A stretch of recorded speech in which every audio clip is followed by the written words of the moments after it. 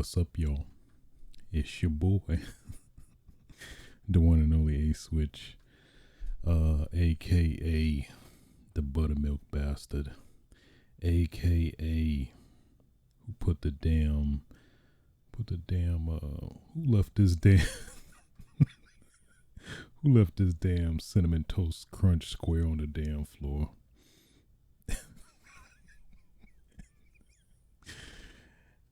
AKA the undisputed, undefeated, uncontested social distancing champion. AKA the immune one. Bringing you yet another episode of Switches Sites. Episode 102 to be exact. Today's date is April 29th, 2021. Hope you guys like, I guess for the visual viewers, like and appreciate the new camera angle I added to the setup. It was actually a camera I forgot I had. I was like, you know what? I like that kind of, I don't even know what do you even describe it? The behind the scenes exclusive look of that I kind of wanted to bring to at least the video portion of the show. Audio listeners, have no fear. This voice is still here. Hey now. Yeah. Yeah, I forgot. Yeah, I guess a reference to my mini AKAs. I did get vaccinated last weekend. Thank you so much. So yeah, I guess to also bring awareness, of course, get that ass vaccinated. At least my experience was pretty easy, to be honest, pretty seamless. I scheduled an appointment the week before. I think they said they were opening up to people 16 and above.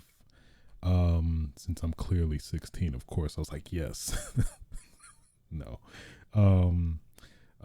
For that age bracket, but it didn't seem like there were any centers that were like at least conveniently close enough. So I was like, let me wait a little bit more.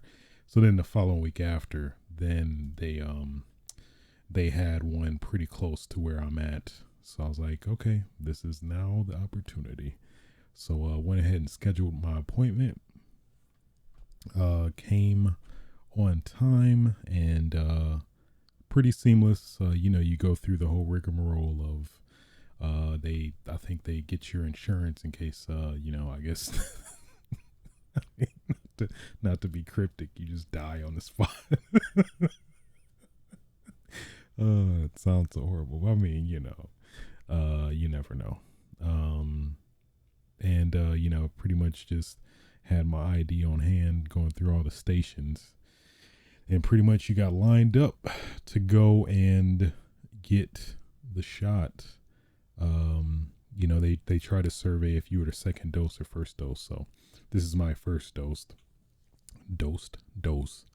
So pretty much did that. Took that shot like a champ. It was nothing. So yeah, did the whole shot process. She stuck it in and I was like, oh. I don't know why I went there. I didn't even need to, but I was, oh. I felt it in the show. Oh. I literally made that sound. Oh. All right, let me stop. But yeah, outside of that, in terms of the aftermath, I guess maybe I'm one of the few, but I did not have any side effects after taking the shot.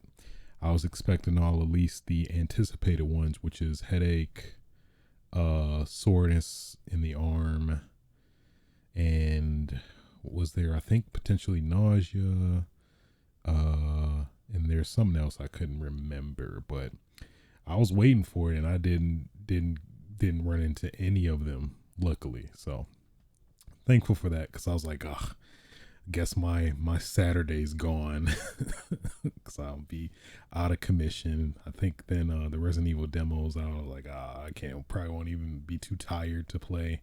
Fatigue, that was the other one, Fatigue, which I didn't get any of them at all, luckily. So but I have this weird like desire to eat human flesh for some reason. But you know what?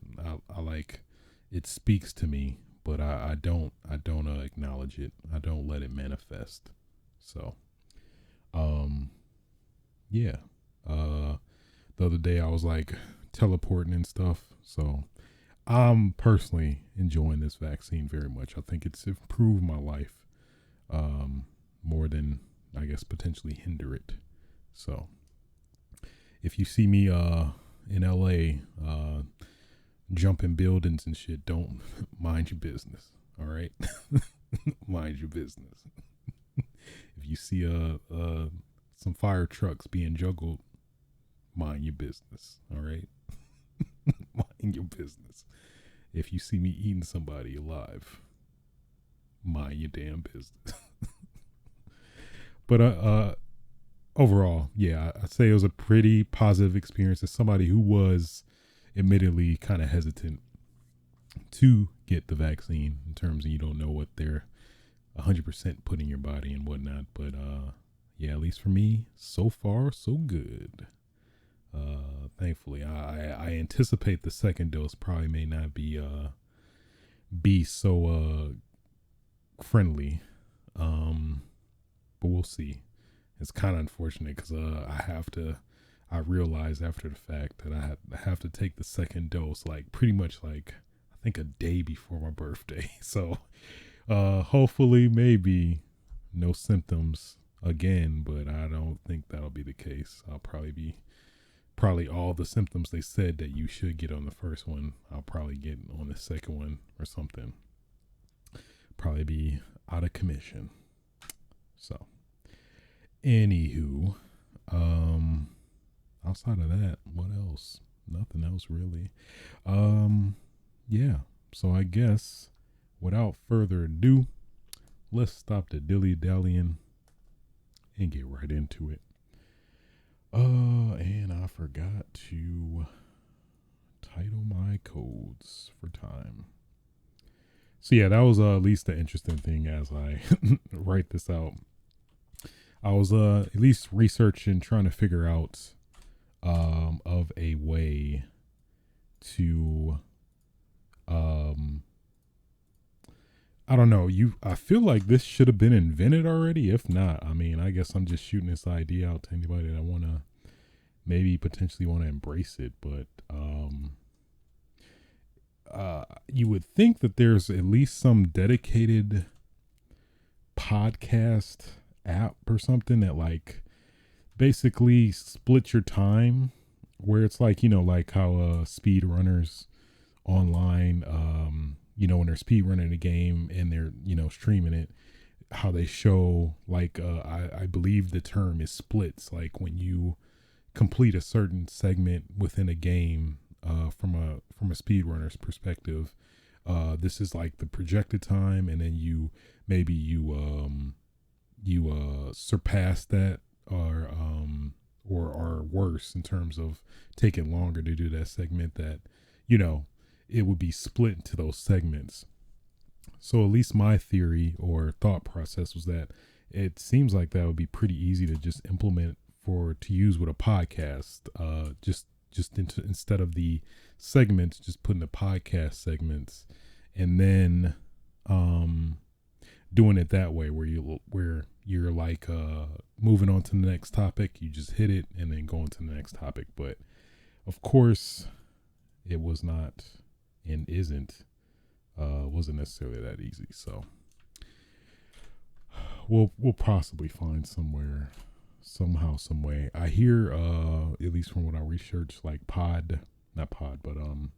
workout and training apps possibly can do that. But it's like I don't want it to be on my phone because then I have to have the whole rigmarole to transfer from my phone to a to my dock to populate it that way, which I don't know. Maybe that might be the best solution, but we'll see. We shall see. So yeah. First topic of discussion. Netherrealm Studios rumored to be making or working on a Marvel fighting game. Pretty damn crazy, to be honest. And for the unaware, Netherrealm Studios is, I say most commonly known for developing the current Mortal Kombat games, Mortal Kombat MKX and at least the latest Mortal Kombat MK11.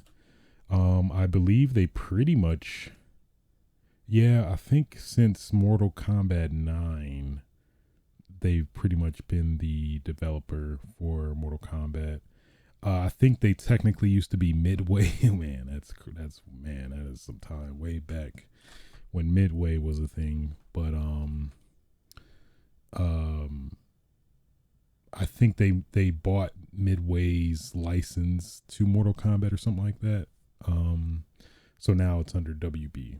I believe mainly for like I guess pretty much the old Mortal Kombat games all the way throughout, through like the 3D ones and I guess up until like MK9 to my understanding. So, but also they did make Injustice. Well, I guess even before Injustice, I think we all understandably try to erase it out of our head. But what was it? Marvel versus DC Universe, which was on paper it did have a potential, but it's like of the two IPs, I mean, you cannot have an MK crossover game and not have the violence of, that's iconic with Mortal Kombat transcend to not transcend to the DC side. So like, you can't have a crossover game with anything with Mortal Kombat and not have the, guest IP indulge in the, what makes Mortal Kombat Mortal Kombat. It would just sacrifice the quality of Mortal Kombat in terms of what makes Mortal Kombat for the most part. Of course, that's violence isn't all of what encompasses Mortal Kombat, but I mean, for the most part, I mean, honestly, it kind of is to an extent. But yeah, that's kind of a non-negotiable. And I mean, you gotta give credit for Netherrealm to try it, but it's like it just didn't work out. It's like, what did they call them? They didn't call them fatalities, but they called them something. Let me look it up real quick. I'm curious now. DC Universe. Did they call them fatalities? I don't think so. Heroic brutalities. I think the Mortal Kombat characters had fatalities, but I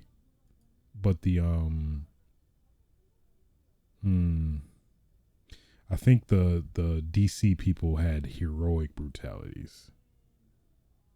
I believe that's the case. So, I don't know, man. Yeah, it was pretty bad.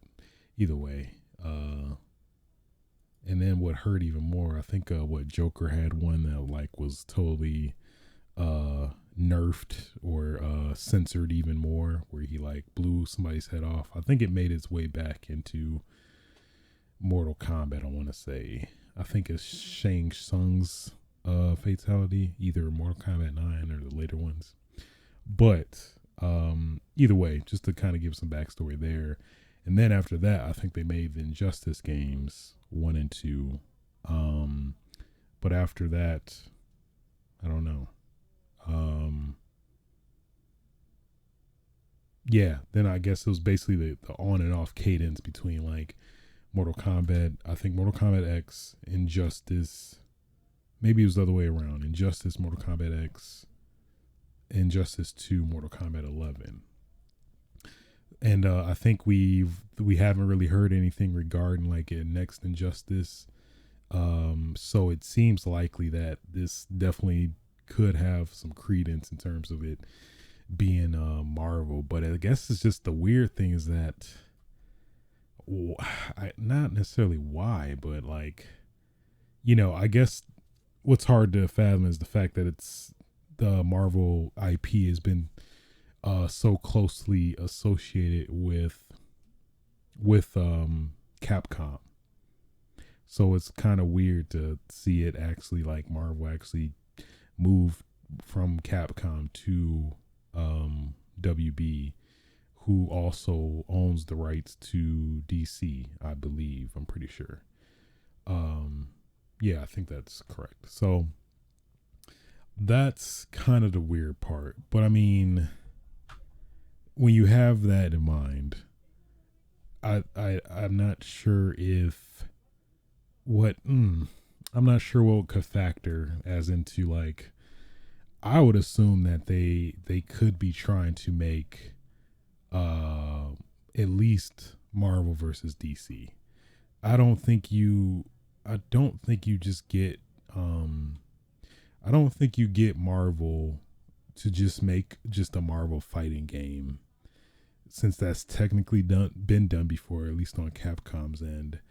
I mean, it would be interesting to see NetherRealm's take on a Marvel fighting game, since they kind of have the template with the Injustice games. But it's like, why not just go the full gamut and just do a Marvel versus DC fighting game? I think that would be the more interesting like game you would want to make, which I think that might be the case. Because I mean, I know it probably would be a licensing nightmare, but I mean, I don't think it would be impossible to do. I think it would definitely be feasible and likely to be done. But it's just the question of if that is actually the case, which I think it is.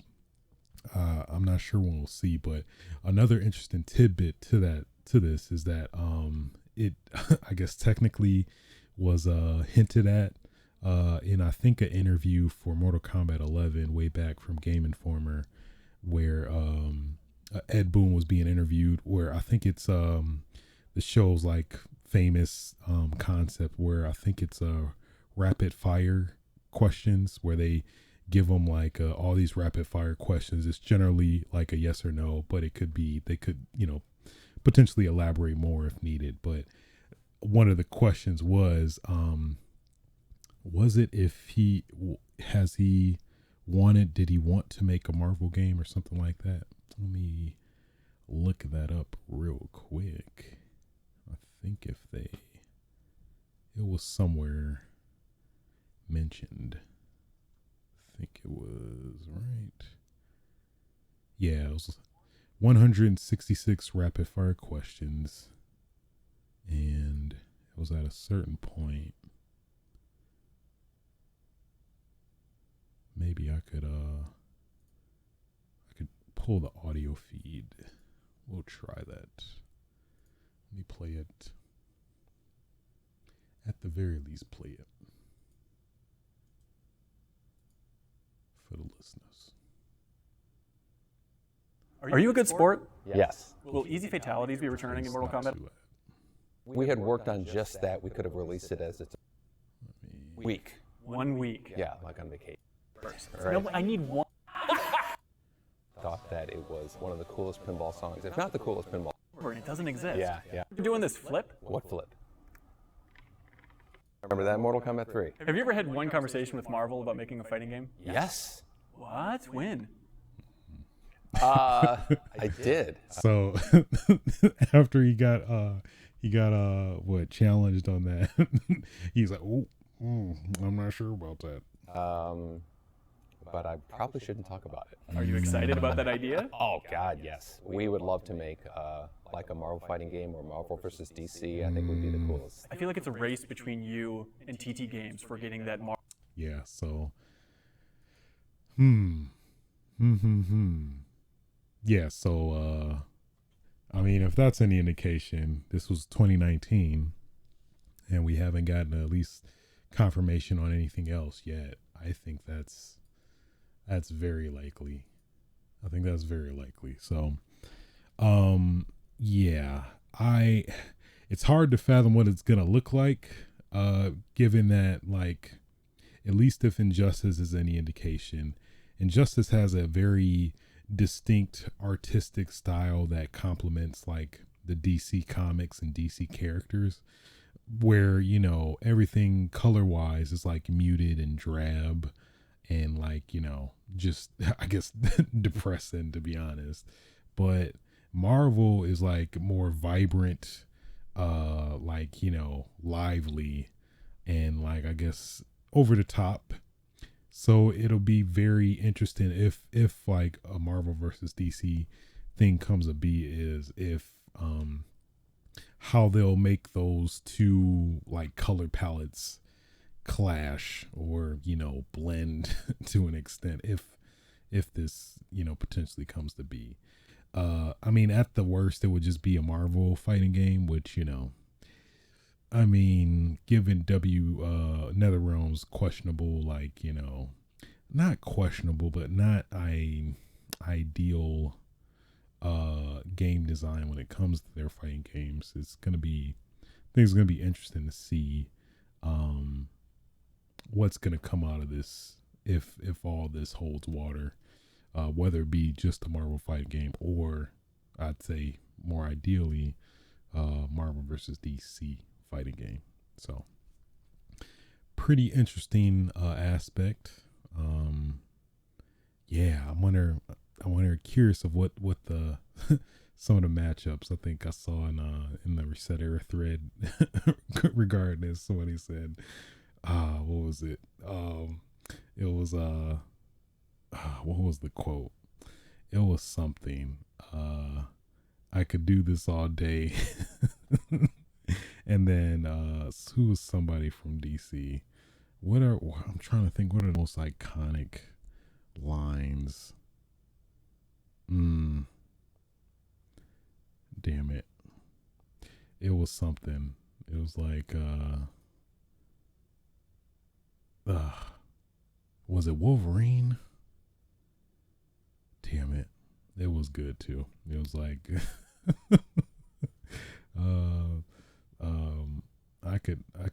I could beat your ass until yesterday, and then Chris Evans like, I could do this all day. That I'm not doing it justice, so let me stop. But man, just to kind of brainstorm, I think some essentials, at least for each side, if, you know, to fully engulf myself in this fantasy of Marvel versus DC. I think definitely Captain America, definitely Superman, definitely Batman, definitely Iron Man. That would be interesting. Fucking Batman versus Iron Man, that'd be very fascinating. Who's the richest of them all? What if it's just, oh man, okay, let me gush on this real quick. What if Iron Man and you know, the pre-game fight intros, freaking Iron Man comes in, flies in, of course, and then Batman, you know, comes in his Batmobile, and what, like, Tony be like, man, black is your color, huh? And then Bruce is like, shoot, it's like, well, it's better than looking like ketchup. And then I don't know. Then they just after that they just literally throw money at each other.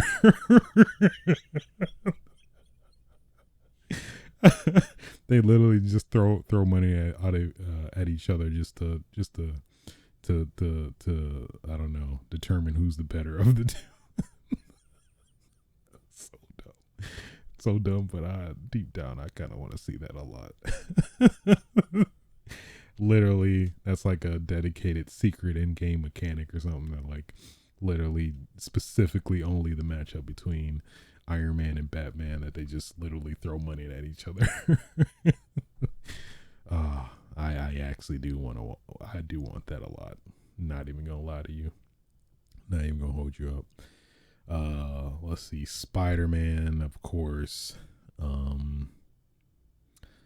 Yeah, see, I know more of Marvel than DC, but I feel like I would assume DC had some equivalent to Spider-Man.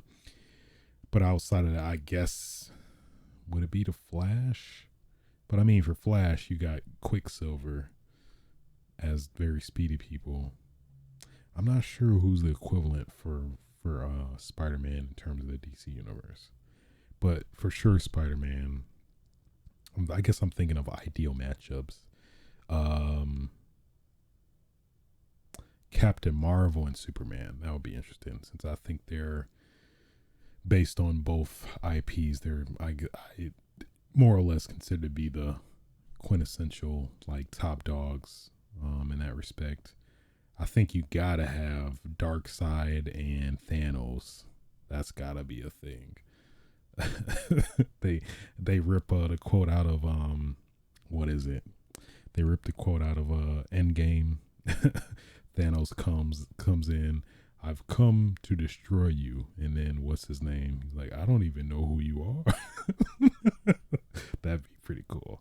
I think technically one is more powerful than, but you know how writers can be. They could just totally, nerf somebody down and, level them down to, see, now it's even. So yeah, I could see that. Who would be against Green Lantern?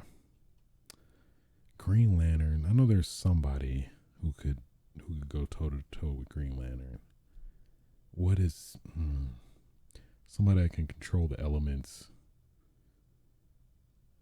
Yeah, I guess I feel like it's if it's one person, if it's DC or Marvel, one person made a character and then likely the opposite made a character to, I guess, kind of piggyback off their success. So it's like I would assume in my head that it's definitely a given that some of these characters have already got like an established answer one way or another. So I like the idea. I like the potential of that for damn sure. So okay, so that's enough gushing. But I at the very least I do hope it does happen. It'll be definitely fascinating to see what's NetherRealm's take on Marvel, a Marvel fighting game. At least having the frame of reference with Capcom, because I think that's another thing. Like Capcom's design and cartoony design definitely lends to Marvel more than I think DC in terms of the vibrancy and colorfulness of. That's always generally been the theme with Marvel games and IP for the most part. Of course, you can still do it in a more realistic setting. Like if what the Spider-Man game is any indication, and of course the Batman Arkham game. So the possibilities are definitely there. So yeah, pretty interesting prospect, I have to say though. Either way. All right, moving on. Which I forgot to put in here. Just a mess. What am I even doing? I pretend like I haven't been doing this, but I promise I have. I promise I have. So today we also got the state of play for PlayStation, or PlayStation's long running, I guess, well, Nintendo Direct ripoff, I guess, because Nintendo's more or less pioneered it, and then pretty much all the other, fellow companies follow suit, especially, of course, due to the pandemic. So at least this one's focus was mainly on Ratchet and Clank, A Fracture in Time. I believe it's a fracture in time, or rift in time. I think it's a rift in time, or rift apart. Ratchet and Clank, A Rift Apart. So at least it started off with, let me refresh my memory, because it was Below Zero. It's crazy. Like, I literally tuned out when I saw this, I guess. Below Zero. Huh. It reminds me of Subnautica. So Below Zero is an indie. I wonder if it's a sequel to Subnautica, or what's the other one? Not, I want to say Phasmophobia, but I know that's not it. It was some underwater game. I think it was on PS Plus, but at least it gives me those similar vibes. Subnautica.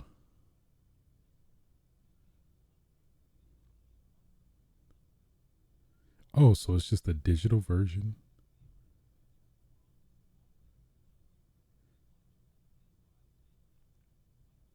So I think it's either a sequel or a like remaster. Okay, so yeah, I think I didn't really interest me. That's probably why I didn't get my attention. But uh, of course, surprising literally nobody. Uh, you know, hey, yeah, I think we were all, you know, all hoping if it would, but of course, Among Us, just one step closer to world domination, is releasing or coming out on PS4 and PS5. So surprising nobody. Cause let's see, it's on. I think it's on Game Pass for PC. I don't think it's on console yet. It came out on Switch. It's on mobile devices and on PC. So it's like dominating everywhere. And then it has an exclusive, you get an exclusive Ratchet and Clank skin, where Clank is I think the little, I forgot what you call it, the little your little buddy that'll trail behind you, and got the little ears and suit. So of course, I am not surprised at the least bit. Among Us, just dominating. So those are at least the two indie games, and then after that they got into the Ratchet and Clank gameplay walkthrough, which I have to say it looks pretty damn impressive, at least specifically from a hardware standpoint. It definitely does look very enticing. The graphics look like crazy. Like, I think it's a good indicator of a game's quality, at least graphically speaking, is that when you transition from cutscene to actual gameplay, and it's like damn near seamless. That's at least the vibes I got from this game, which is kind of crazy that like you literally didn't in some games where it's like it's very noticeable when you transition from cutscene to gameplay, where it's like, oh, okay, all right, doesn't look as detailed now. But it's damn near like 1-to-1 seamless when he transitions, which is crazy. And the game in of itself looks good as hell. These Ratchet looks furry as hell. You kind of want to touch your screen, where you just want to feel it. You just want to feel a little bit of that fur, but you deep down inside, you can't. So Yeah, and then they show like what they also like previewed, at least during I think the initial PS5 state of play, showing the game, premiering it, which is the, I forgot what they called it, but the Rift system or whatever, where it basically lets you instantly transport to an area or location without any, I guess, loading, background loading, what have you, which of course utilizes the power of the SSD on the PS5. It looked pretty damn impressive, and then to even go on top of that, they even showed you in more detail of you. I think it was this boss fight that they showed a little bit of, where you're fighting this boss, and then I forgot how the conditions like warranted it, but you like teleported to a whole new location, and without any loading screens or any like delay or noticeable delay or anything, it just instantly, like at the snap, just transitioned to a whole new location without any loading. And that's like, damn. It's like, well, this feels next gen. So yeah, they at least that definitely struck out to me. A couple other, various aspects to the story and stuff. They showed or at least confirmed now that there is the what we thought was like the female Ratchet. I forgot her name. I want to say something with R, but either way, transitioned, and yeah, so I guess she has Clank captive or is using him or whatever, and I guess at some point you play her. At least that's what they confirmed in this gameplay. They didn't show her actually playing though. I think they just said it in the narration. But overall, looks good. As somebody who's not like, I guess, not necessarily the biggest Ratchet and Clank fan, I did play.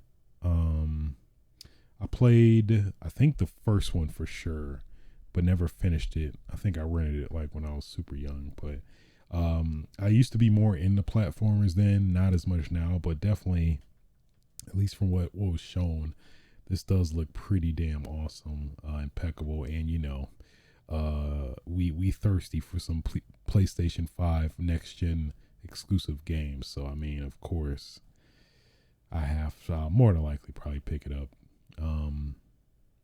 Maybe I'll probably wait for reviews and then maybe pick it up. We'll see. I'm not sure when this. I don't think we got a release date yet. Let me double check that real quick. I don't think they gave a release date yet. I think they gave a window. I want to say they gave a window. Oh, June 11th. Okay, so there is a release date. That's kind of weird. They didn't. I don't recall in this gameplay trailer they didn't even like reinforce that, like, Ratchet and Clank: A Rift Apart is releasing June 11th. So that was kind of weird. But at least so far as Google's concerned, seems like that's a date. But overall, I say pretty solid, decent state of play. As somebody who's not at least 100% interested, I say in terms of an interest gauge with this Ratchet and Clank being the main, I guess, marquee title, probably like a good 65-70%. This bumped it up maybe about a little 75-80, kind of in that range. So we'll see. Hopefully it does good. I think we all in a perfect world we want everything to be good, but sometimes it just doesn't happen like that. Sometimes it just doesn't go that way. Cool. Moving on.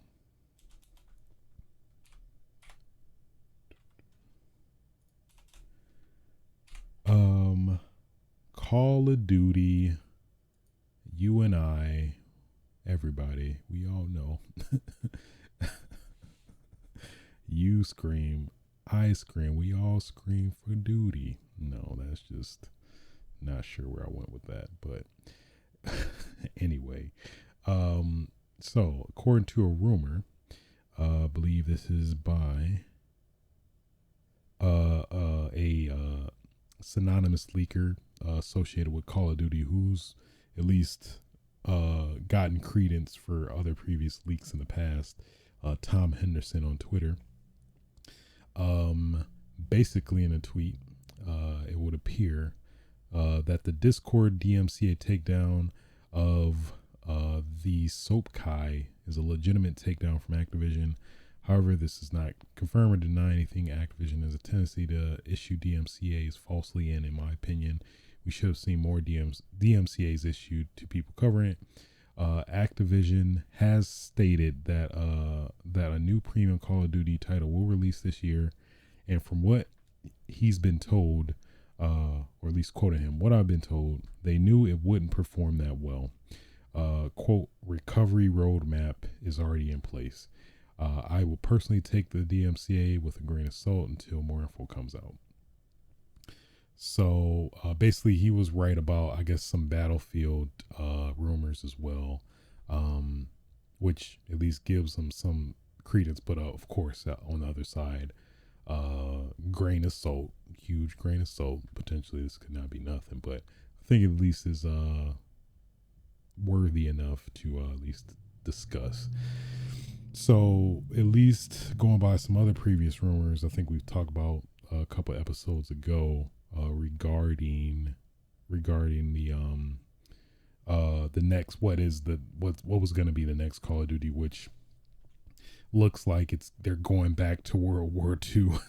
Like, man, I can't even think how many times, but I mean it's Call of Duty. It's like, what, you only have so much to work with. I get it to some extent, but but I think what also leads some more credence to this is that the developer that at least supposedly is going to release this year's Call of Duty is Sledgehammer, who has, had issues in the past for, I think it was a range of issues in terms of at least specifically the development of the game. But it seems like this could hold true as well, because I think they had, I want to say they helped, I think it started with Modern Warfare. Modern Warfare. Hey guys, I'm gonna play Modern Warfare 3.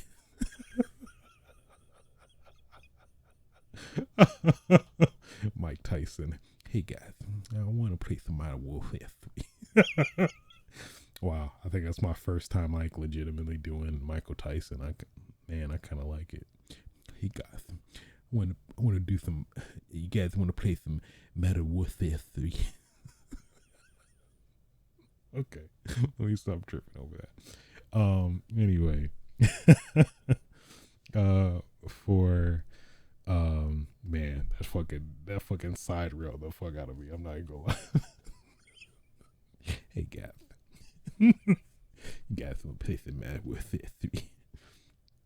So they're basically, I think they started, or they got added on for Modern Warfare 3, because I think that was when the whole not necessarily controversy, but disagreement, if you will, with Vincent Pella and them, and I think that also threw a wrench into the development process, where like a big chunk of Infinity Ward left, and then I think Sledgehammer came in, pick up the pieces and mend things together, and I think they managed to salvage it well, because I recall Modern Warfare 3 being pretty fun. I enjoyed it. Maybe not necessarily as good as Modern Warfare 2, but I did still thoroughly enjoyed it, as well as the multiplayer.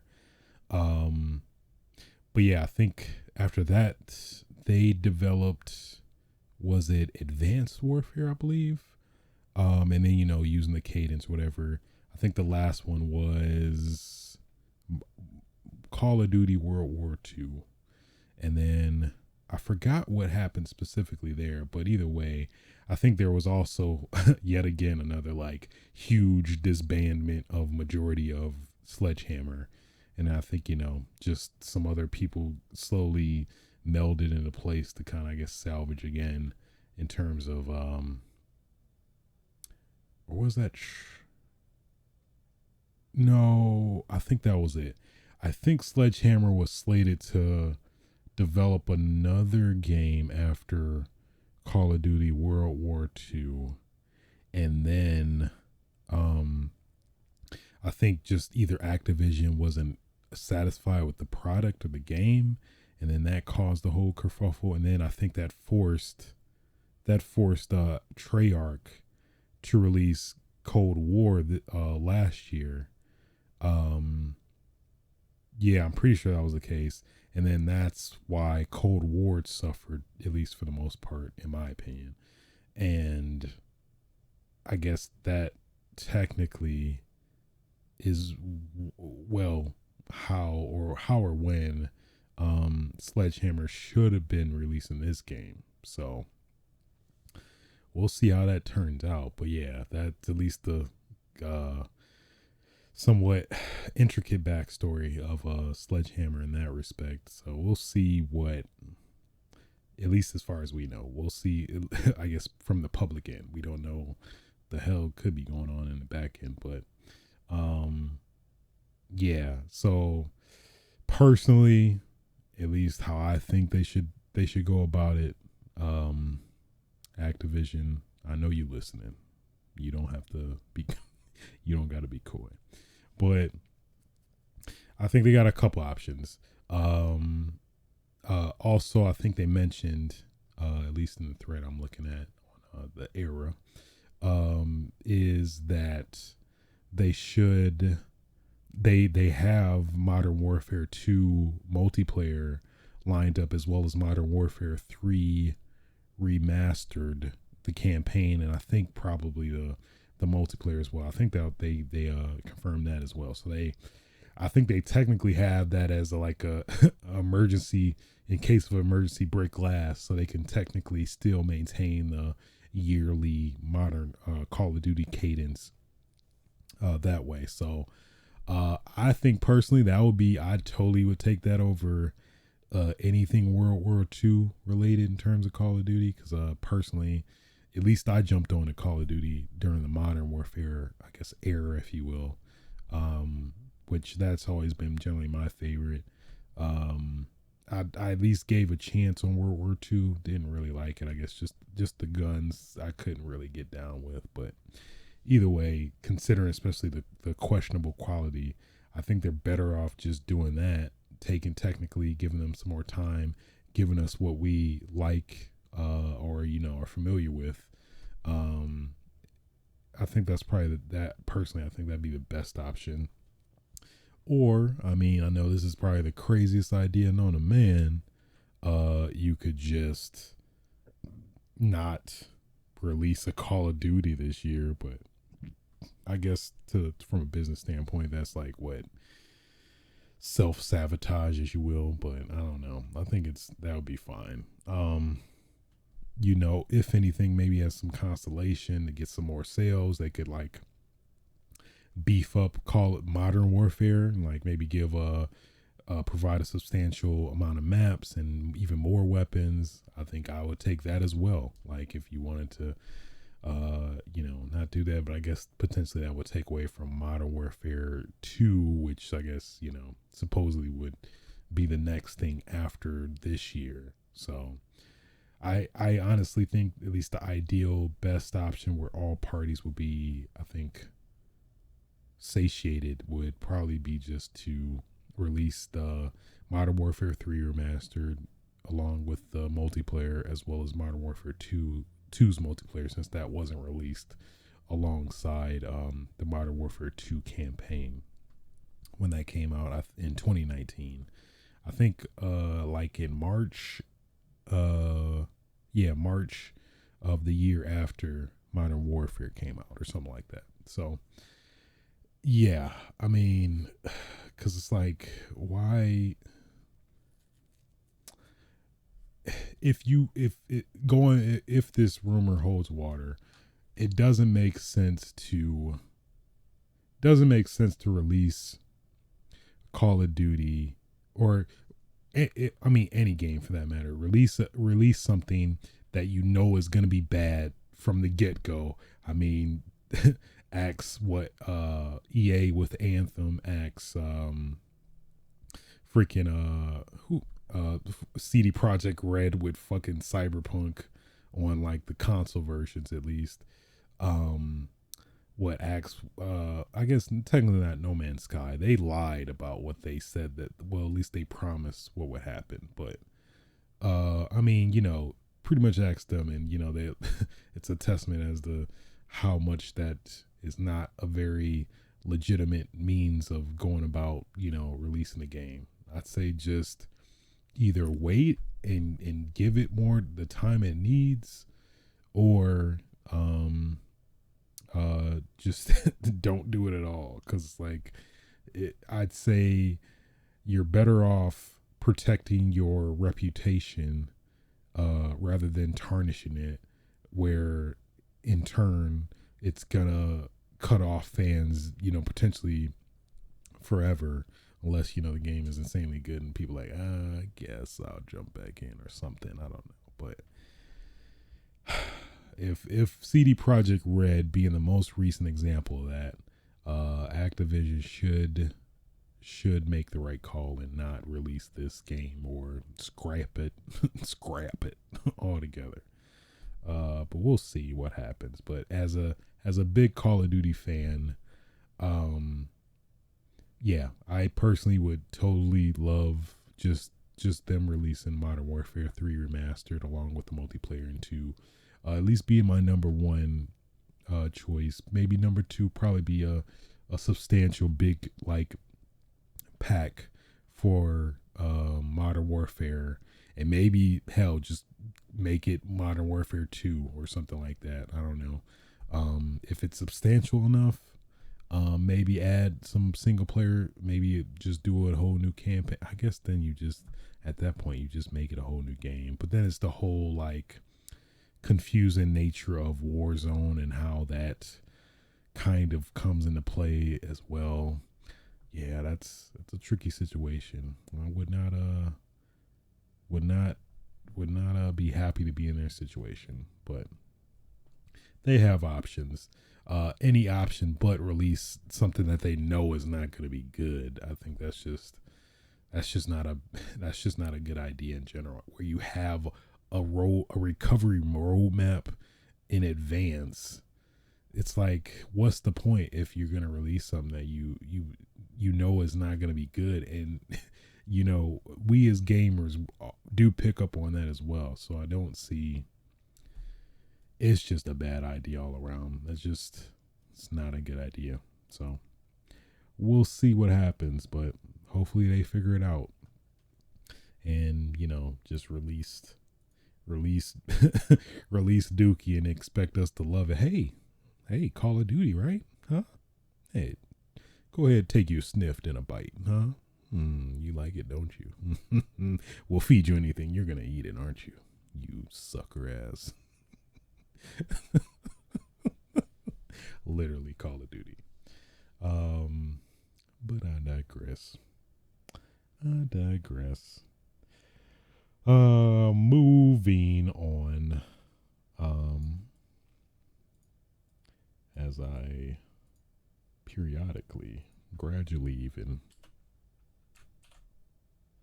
put in these damn time codes.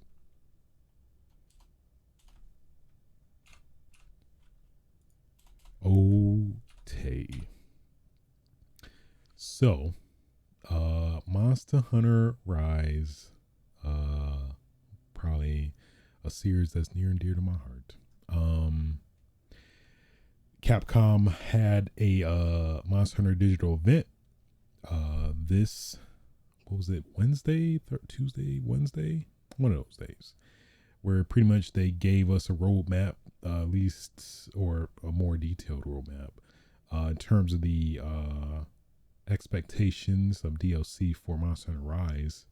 And boy, let me tell you, I am very, very much so interested, engaged, aroused even. I was going to refrain from saying it, but I mean, I think it warrants being said in this scenario, because my goodness, they put their foot in it.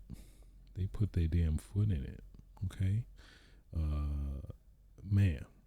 So I need to get the list here. So my goodness. Let's just recap just the craziness they put in this what I think they called it 2.0 update in general.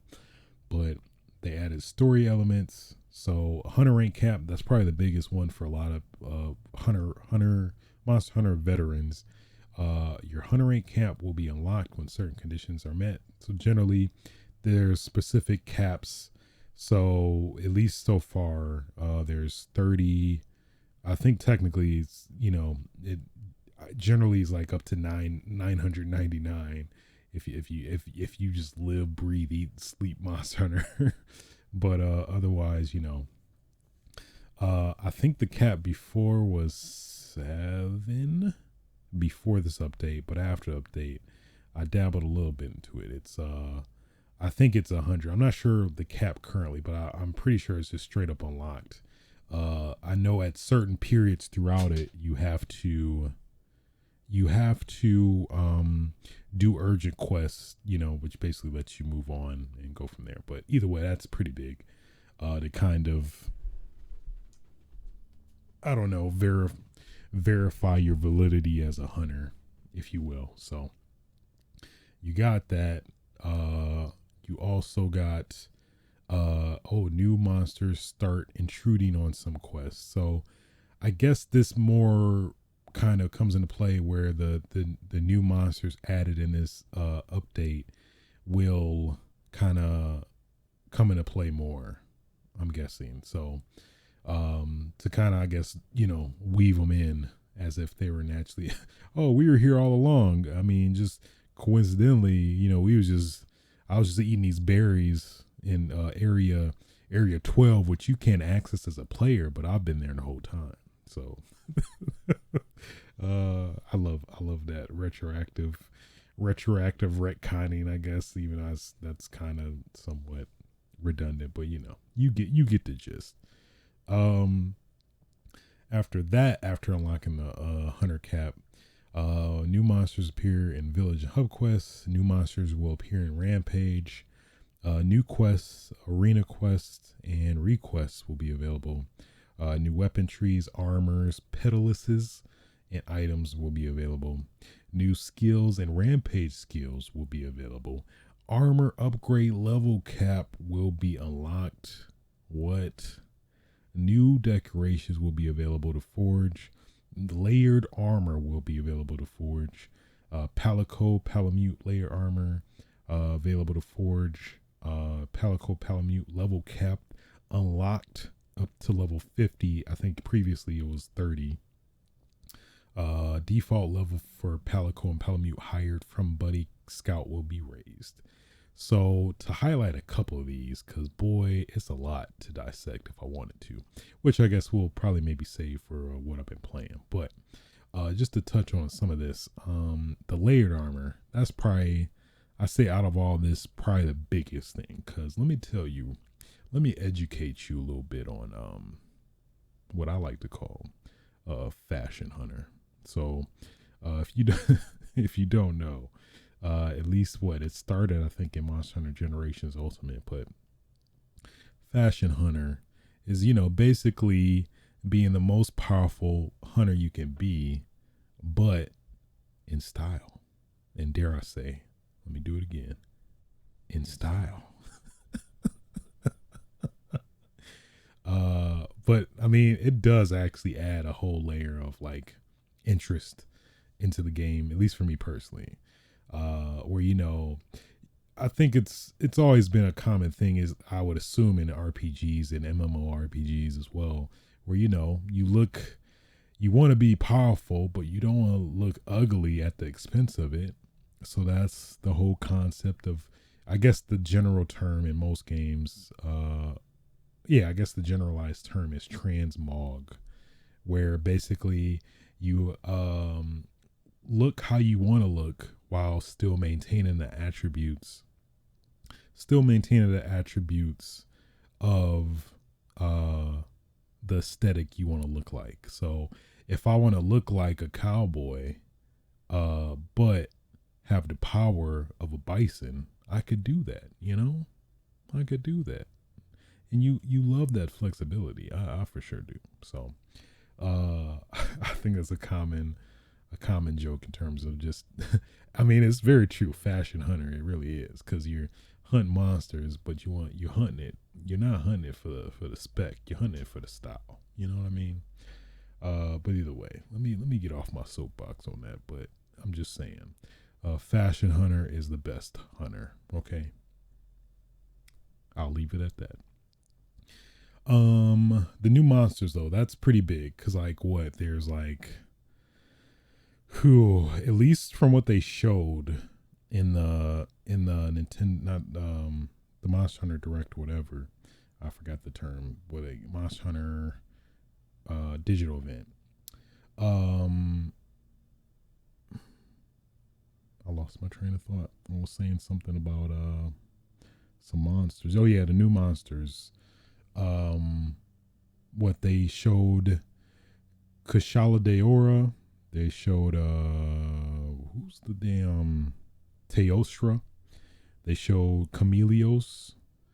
But then come to find out it's they got damn Beetlejuice in this damn game. They didn't even tell nobody. It was like, you know what?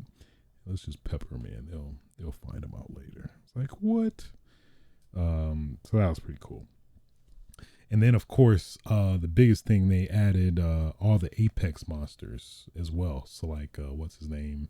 Pretty much all the Apex monsters that were locked basically to Rampage, which I thought was kind of annoying. They are unlocked now, so you can actually play them in Quest, I believe. Personally, I haven't gotten there yet. So, but yeah, all in all, very welcomed additions. I think also adds a lot more longevity to fellow hunter veterans that want to get more something to do more out of this game, which I am all for.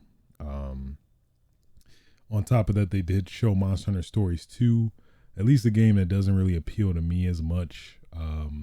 It has some interesting aspects to it, whereas it basically just seems to me, as somebody who hasn't played the first one, it seems to be Monster Hunter just with a RPG spin on it, where it's like, turn-based, not necessarily action-based.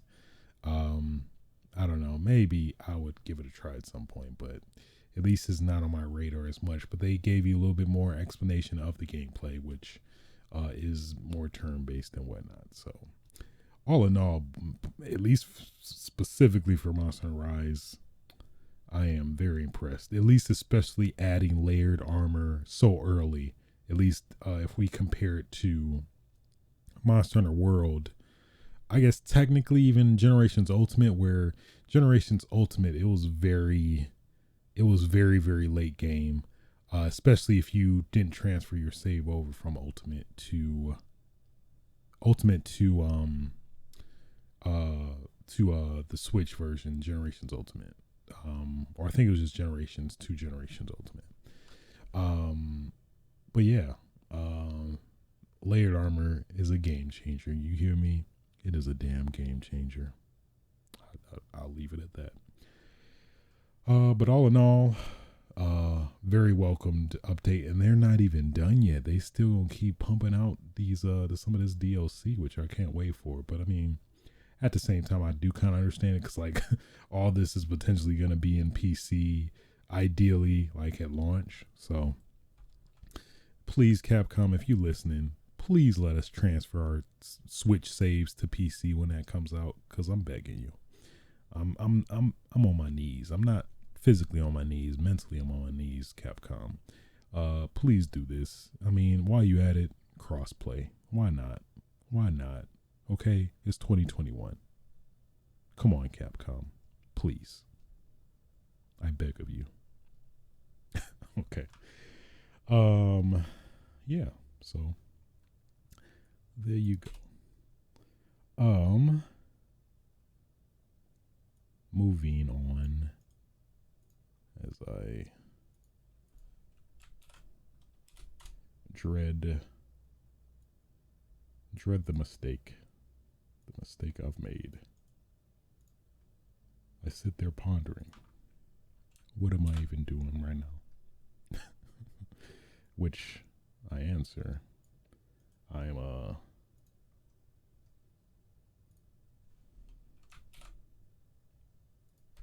what was it called? Stalling for time. There we go.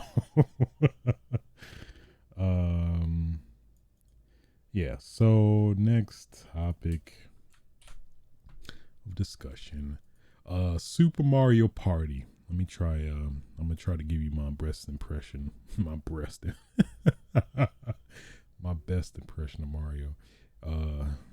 It's a Mario. There you go. Look at that. That's A1. Voice actors. Well, I don't even. In my head is like voice actors guild where they just actively search and recruit people. That's kind of funny to me. we of the voice actors guild nominate, I don't know what they switch. Oh, okay, all right. They switch. All right. Thank you so much. Yeah, so Super Mario Party released an update patch that like literally like changes the game in terms of like basically it literally adds multiplayer to Mario Party, which is like, I think if you ask anybody, it's always been the biggest make or break, at least for me, because that's like, I mean, let's be real, I don't have too many friends. Not to be cryptic like that, but I have friends. But it's like, I don't know, Mario Party, I think Mario Party is always like a commitment. You know what I mean? It's kind of like, I put Mario Party in the same like categories like Monopoly. It's like, if you're trying to play Mario Party, you got like, you always feel like you got to like dedicate a block of time to play Mario Party. Which I think, you know, generally off puts a lot of people. And it's, you know, Mario Party is very situational where it's like, you know, every once in a while type deal. But like now that there's a multiplayer, like literally you can play the party pretty much all of the popular modes, even the mini games if you want. You can literally now play those over the internet, which I think is huge. And even on top of that, which is even crazier, is that you can actually have 2 players per system. So like, let's say me and somebody, like my my imaginary friend, play somebody else on as well as their imaginary friend, which I think that in of itself is crazy too. That they, you know, because that always seems like a very niche feature. Like only some of the biggest, most popular games implement that. Not all of them. But that's pretty huge. But all in all, I think this is crazy that you can literally play Mario Party online with, well, I mean, just playing online in general, which is crazy to me. That literally changes the game. So that definitely put Mario Party on my radar to potentially get and play. And you know, just come to the realization that nobody wins in Mario Party. You always somebody's got somebody always leaves with some bad blood or frustration or like, I want to beat your ass so bad right now. Mario Party.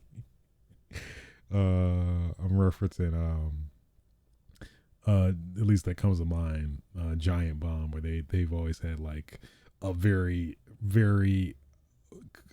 visible love-hate relationship with that game. Like the most undeserving people win, and I mean, I feel like it, of course, is by design, but what can you do? Can you really even do anything if you can't win? Like, that's the question. What can you do if you know you can't win? Really, what can you do if you know you can't win in Mario Party? That's the question. Curious how the mini games work and like, you know, how all the matchmaking and stuff, if it actually is legit. I guess that's another question to be considered. But I mean, it doesn't seem like Mario Party is that demanding of a, at least from a network standpoint, netcode standpoint, that it'd be that I don't know, difficult, since a lot of it is just stationary and turn based even. So, I mean, if anything, it's not. It's like I am thankful, but at the same time, it's like, is it really that much work? I guess maybe the mini games may be more involved, and like that's 70 mini games, but still, I don't think it's that involved. I don't think. I would assume not, but what do I know? Yeah. So,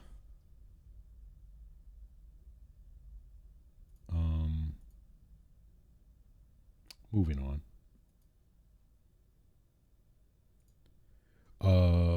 You know it. I know it. I mean, if you don't know it, you should know it.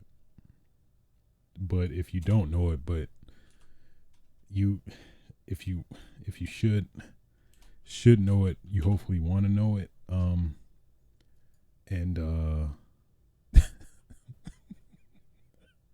that is, I'm stalling these stalling techniques. That is, I feel like I need to get my Mormon suit on, get my Mormon white shirt tie, white shirt with the white shirt with the sleeves with the tie, generally black. And let me tell you about Earth Defense Force. Sir, would you like to know about Earth Defense Force? I'm going door to door. Excuse me, sir. Have you ever been enlightened on the game that is the Earth Defense Force? Would you like to? EDF. EDF. If you played that game, you get that reference, but you probably haven't. Either way, Earth Defense Force. How do I describe it?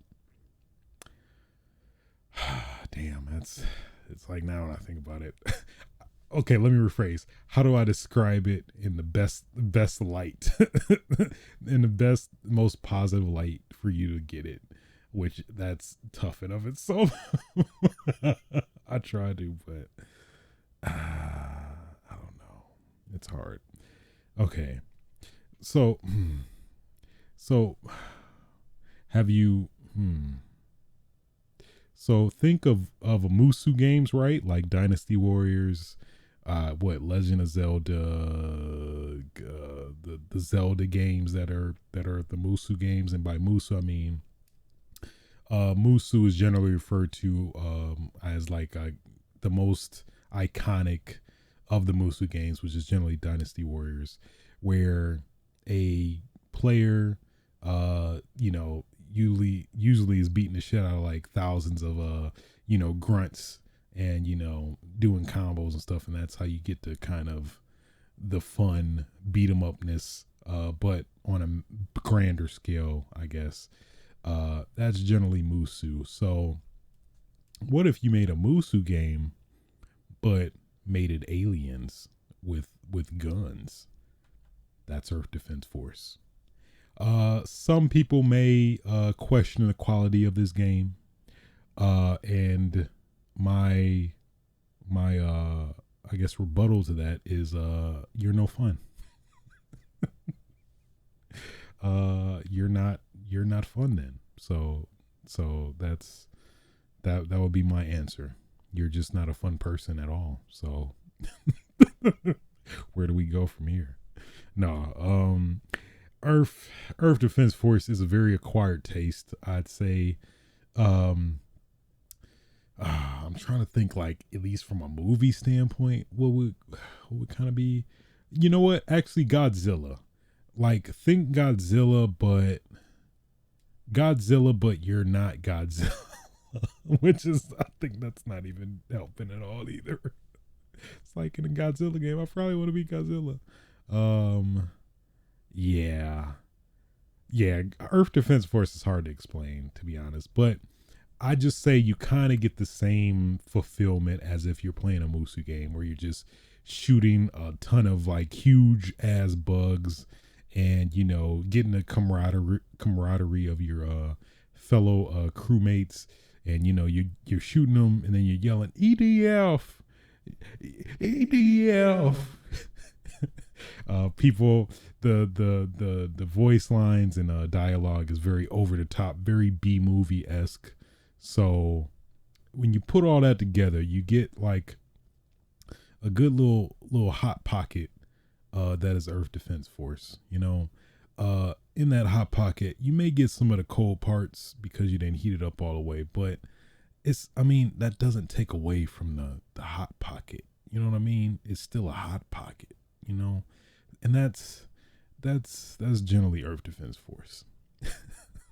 So I'm pretty sure I did justice for that game. Thank you. So again, please play Earth Defense Force if you haven't. It's pretty fun. I thoroughly enjoyed it. But then again, my taste in games may be questionable. So either way, I say Earth Defense Force is a good time if you're into that type of thing. If you're even remotely into kaiju stuff, I think Earth Defense Force is definitely worth checking out. EDF, okay, EDF. Thank you. So with that backstory, Earth Defense Force 2, Invaders of the Planet Space, or Invaders from Planet Space, and Earth Defense Force 2017 are coming to Switch. This is great. So basically these are, at least Earth Defense Force 2, Invaders of Planet Space, was specifically a PS Vita game exclusive even, which is crazy now that that's going to be coming to the Switch. And then Earth Defense Force 2017 was on the 360, I believe, and I think PS3. But hey, that's coming to Switch too. You love to see it. I think World Brothers is the kind of chibi version of Earth Defense Force. So at least, hey, I'm all about pushing this Earth Defense Force agenda. Okay, that is why I'm talking about it right now. All right, it's a great game. I also think it's on sale right now on Steam and PSN. So Earth Defense Force 4.1, Earth Defense 5.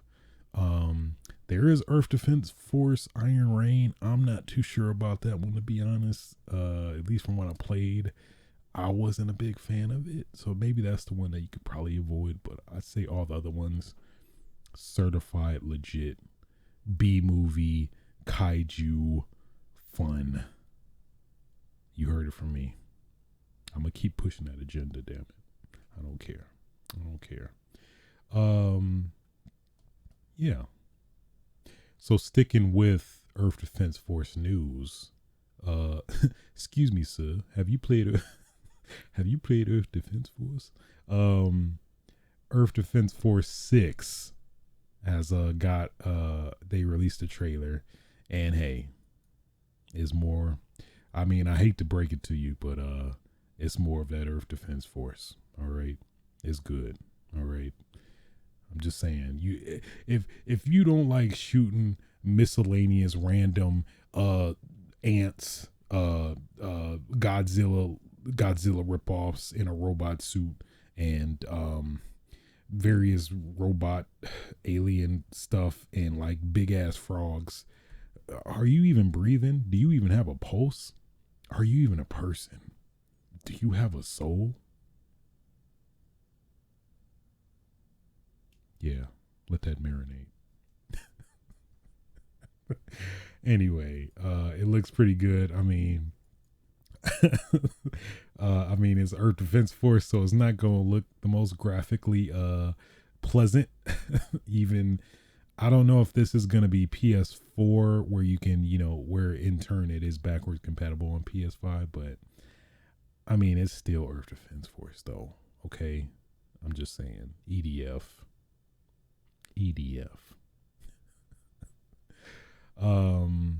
So yeah, just worth mentioning. If you are a person that likes to look at, a picture half full, if you are a person that likes to, appreciate something even with its flaws, I think EDF is a game for you. All right. Okay. The EDF agenda has been, I think, fulfilled. Thank you for coming to my TED Talk. Moving on.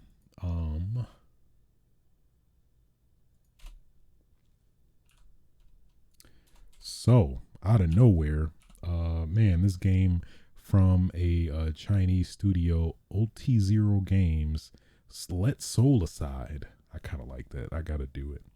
Let Soul Aside. No, it's not Let Soul Aside. Lost Soul Aside. I like that. I like that a lot. Looking pretty tight. It's hard to, like, I guess, not describe, but put in a box where it feels like definitely Devil May Cry cross with Bayonetta cross with Final Fantasy 15. I think that's actually probably the most accurate you could get. Yeah, if you mixed, Devil May Cry with Bayonetta with Final Fantasy 15, I think you would get Lost Soul Aside.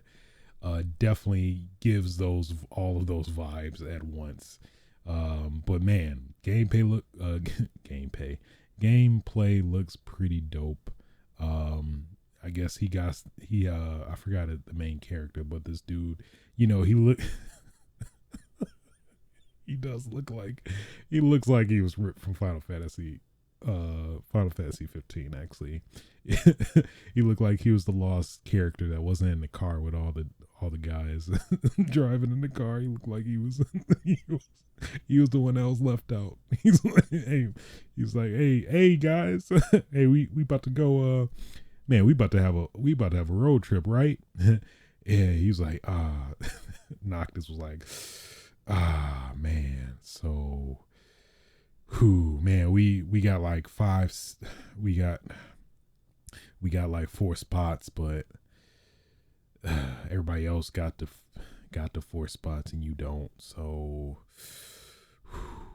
man, did he like, hey, I could just Uber with y'all, or I could just, you could hitch me on the back. I can even be in the trunk if you want. It's like, oh man,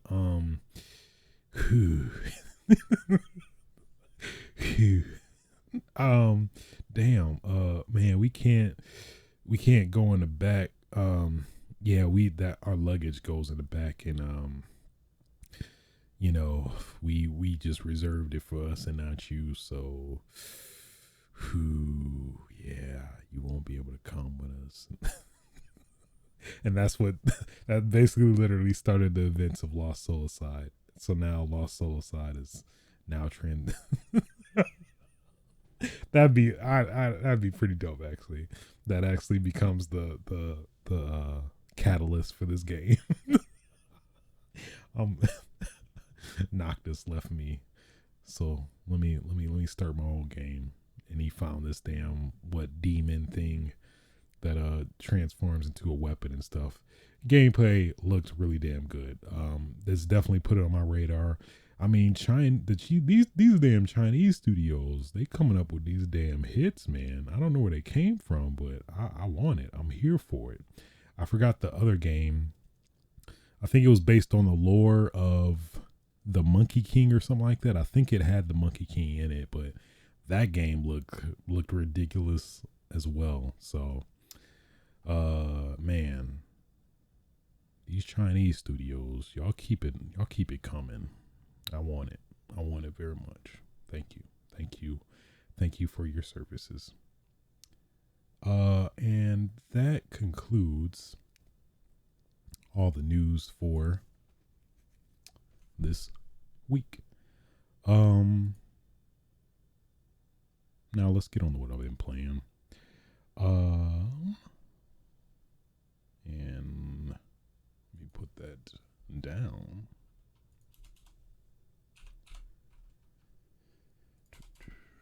Let's see.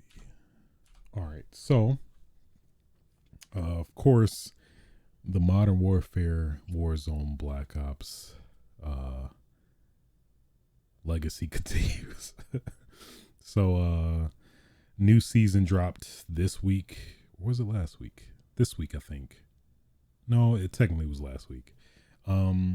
So dabbled into the new season. So basically, the whole thing with this new season is that they officially transitioned Warzone, which is I guess it's at least set up to be the, I guess, revolving battle royale multiplayer game now. It has technically been updated into the Black Ops universe now. So they basically reverse time back to 1984 in terms of Verdansk. So Verdansk is now not modern anymore, but now it's like, I guess, themed into 1984. It's like the color palette has changed in the whole map. There's some notable differences in some of the, most popular locations now. Overall looks pretty cool. I do like it. At least from the little bit of Warzone I played in terms of battle royale, but looks pretty cool. I mean, not a huge change, at least notably that I like distinctly what's the word, like distinctly differentiate without like seeing like side to side. But I guess that's more of an indication of how unoften I've been playing Warzone anyway. But so that was cool. I gave Black Ops multiplayer. I keep giving it another chance and just keep get disappointed. And it feels like this love-hate relationship I have, like kind of similar to Destiny, but it is what it is. Of course, ultimately, when I'm disappointed by those, I just go back to Modern Warfare's multiplayer and just keep grinding some of the multiplayer there. Did I think, yeah, so I want to say I got to the battle pass last episode. Oh yeah, I did. Never mind. So new slate, back to square one to play this game relentlessly again at some point, or at least procrastinate, play other games, and then just go in and try to get all the season pass. I guess that was another thing too. I did buy the season pass, even though I have all this money saved up in terms of COD points. So but yeah, Modern Warfare gonna be Modern Warfare. Starting getting back into Halo Master Chief Collection, playing that good old juicy multiplayer here and there. It's still good. I'm still loving it, still enjoying it. I freaking I got a perfection in a recent match. I captured it, and of course, what do you know? The damn capturing was just messed up. Didn't even capture what I captured. So it's like, I can't prove how good of a Halo player I am now. People won't know I'm good anymore. So it is what it is. At least I know. At least I know deep down inside. So yeah. Then I actually got back to playing Hellblade: Senua's Sacrifice. Also beat it. I'm not sure how I feel about the game. It feels like one of those games where it feels like the game is going way over your head. I feel like that's how I felt with Hellblade. It felt like it was a lot of stuff being presented to me, but I didn't know what I was actually supposed to interpret or what I'm actually looking at. And in turn, I was just more confused than anything, especially by the ending, which, a game has been out 3 years, but yeah, I guess spoilers for Hellblade: Senua's Sacrifice if you've not played it, but I don't know. I guess maybe I just didn't necessarily understand it. So play through the game, and of course, I think if you even remotely are aware of it, the game is definitely big about psychosis and mental illness and whatnot. Which the game definitely harks on and tells you like ideally you should play this game with headphones and stuff, which all of which I did. So playing through the game, I guess my biggest gripe is with the combat. The combat is good and decent, but it gets too repetitive for my taste, where it just feels very one dimensional, that like you don't have a lot of room to like flesh out or branch out or get creative. It just seems very, it feels like a mix between Dark Souls and, let's say if you had Bayonetta but mixed it and watered it down with Dark Souls, you would get Hellblade's Senua's Sacrifices combat. It felt like it just you only got one sword, you don't have multiple weapons to kind of switch with, you can't do various combos. That seems to be very one dimensional. But at least knowing the background of this game, you kind of can give it some leeway, because this game kind of falls in the category of a AA game, which is weird, but basically a game that's like, I forgot what the criteria for a AA game is, but I think it's like the game has to be high profile or something like that, but the budget is not there, something like that. I think it's a very like slang term, but I think it does. I think this definitely sums up what the game is in general. Let's refer to the Video Game Dictionary wiki guide according to IGN, as well as a Reddit post. So AA, an independent studio or game backed by a big publisher that in turn provides that studio and game with a sizable budget. A studio/game with a bigger budget than an indie game, but a smaller budget than a AAA studio game. I think that's probably the most accurate representation of a AA game. So I think that's definitely at least where I'm pretty sure where this Hellblade falls under. Yeah, it just felt like it had a lot of definitely like really good qualities. Like the graphics was really good in that respect. But just gameplay wise, it just felt very shunted. Wasn't a big fan of the puzzles either. I just felt like they didn't feel, what's the word? Yeah, they just didn't feel, I guess, involved enough, if that makes sense. Where it's like, I don't know, you just get that aha moment. It just didn't give me those vibes, which I guess I'm kind of maybe I'm spoiled by like games like Resident Evil and stuff, but it just didn't hit me like I wanted it to hit me. I guess it felt more like a chore than like a fun thing, if anything. I don't know. So those are the two, like, I guess, biggest things that were hitting me. And I guess just the environment I wasn't a big fan of after everything was said and done. And I guess, I think this just maybe is just a testament to how the actual game is that the fact that it's generally essentially just the main character. It's not, which makes sense because it's essentially a game about mental health and whatnot, but it just felt like, I guess, isolated, but I think that's the design intention of the game. So, yeah, but it's like, I understand at the same time because of the budget, but it could have been more, I guess, is where I'm going at. It just felt, I guess, not half-assed, but it just felt like it could be more, which I guess that's just my biggest gripe. Just I wish the combat was more involved, and the story is pretty decent. I think it just went over my head at the end, where it's like it was just a lot of symbolism and meaning that I just wasn't picking up on.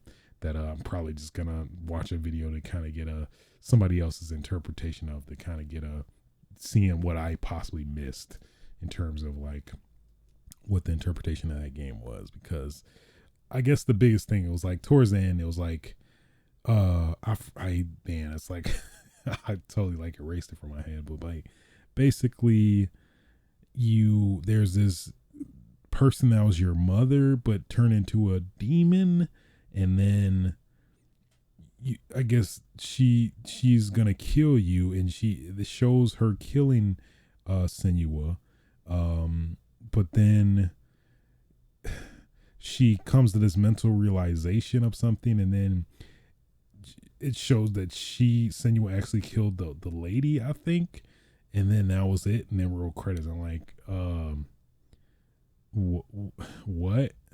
What? So I just think I just didn't. At least I didn't pick up on something, or just it's just some deep symbolism I just didn't pick up on either way. So overall, I don't think I'd play it again, but I mean, it was a cool experience. I think it was just at least an interesting experience, if anything. But I don't think I'd play it again. Maybe the sequel. Hopefully, the sequel probably elaborates and builds on all the issues I had with it. But yeah, so then played some of that Nier Replicant. For those that don't know, Nier Replicant is a remake of the original Nier that came out on the 360 and PS3. I think it's generally been a cult classic amongst people. And I played it somewhat recently, back in I think 2019. I played it for the first time, and then I played Nier Automata after that. Definitely very interesting games. I don't want to get into like what the biggest appeal is about them, because I think they're somewhat fresh enough. But they do definitely give you some very philosophical themes, if that makes sense. It makes you think. The game makes you think for sure. Yeah. So yeah, to not spoil anything within the game, but just, I guess, keep that in mind going in. But yeah, Nier Replicant, I played maybe about roughly 2-3 hours, I think. But it definitely, you could see the improvement that the game has since the original. The combat feels way more, I don't want to say immersive, but engaging.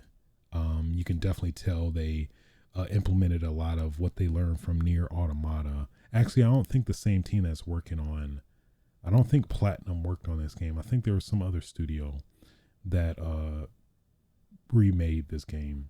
Either way, you can definitely tell they took inspiration from Automata and put it into this, as the combat does feel a bit more engaging.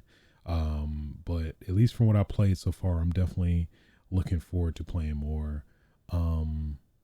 Yeah, I guess that's at least what I could say. Oh yeah, I have to say probably the biggest change, or I guess some backstory, if you will. So I guess I do miss Papa Nier so far, at least initially. And for those that don't know, when the original Nier came out, there was a pretty significant change in terms of the Japanese version. I think the Japanese version is referred to as Nier Gestalt, or is it the US version? I think Nier Gestalt is referred as the Japanese version. Either way, two different versions of Nier. The Japanese version has a younger protagonist who's the brother of Yona, who's I guess, somewhat of a main character in the game, or a big side character in the game. But in the US version, I guess due to fear of acceptance of the character or something like that, the character is an older person who's the father of Yuna. So those are, like, I guess, the two big drastic changes. And then with this remake, you take on the Japanese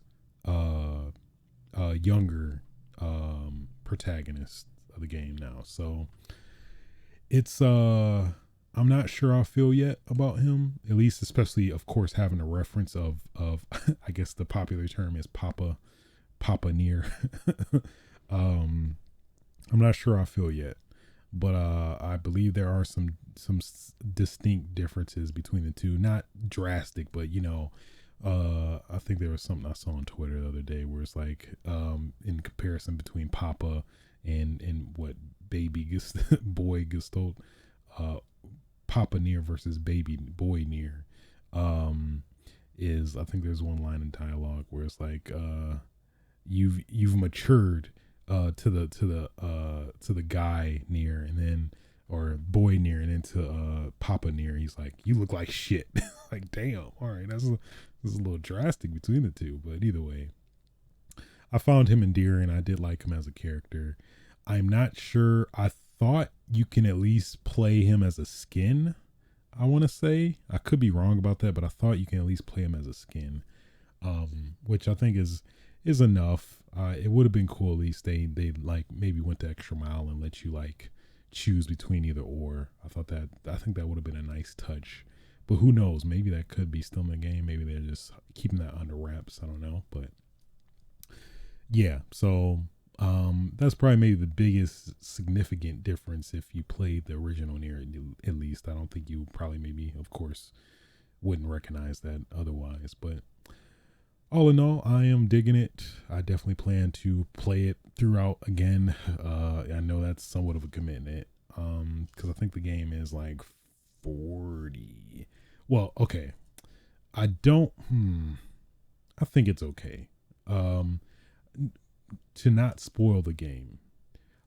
Basically, to get the full story of the game, you do need to play the game technically multiple times, which may all put some people, and I totally understand that. I think I did play beat it once, and then I think I dropped it for a while and then came back to it or something like that. So totally understand it, but I will say it does pay off to do the multiple playthroughs of this game, to really get the full gist of the story. Similar to Automata, if you played Automata, you kind of get the same vibes as well. So, but yeah, definitely digging it so far. Then we hinted at it earlier, but Monster Hunter Rise, I did get right after that update dropped. I'm like, all right, let me get back in.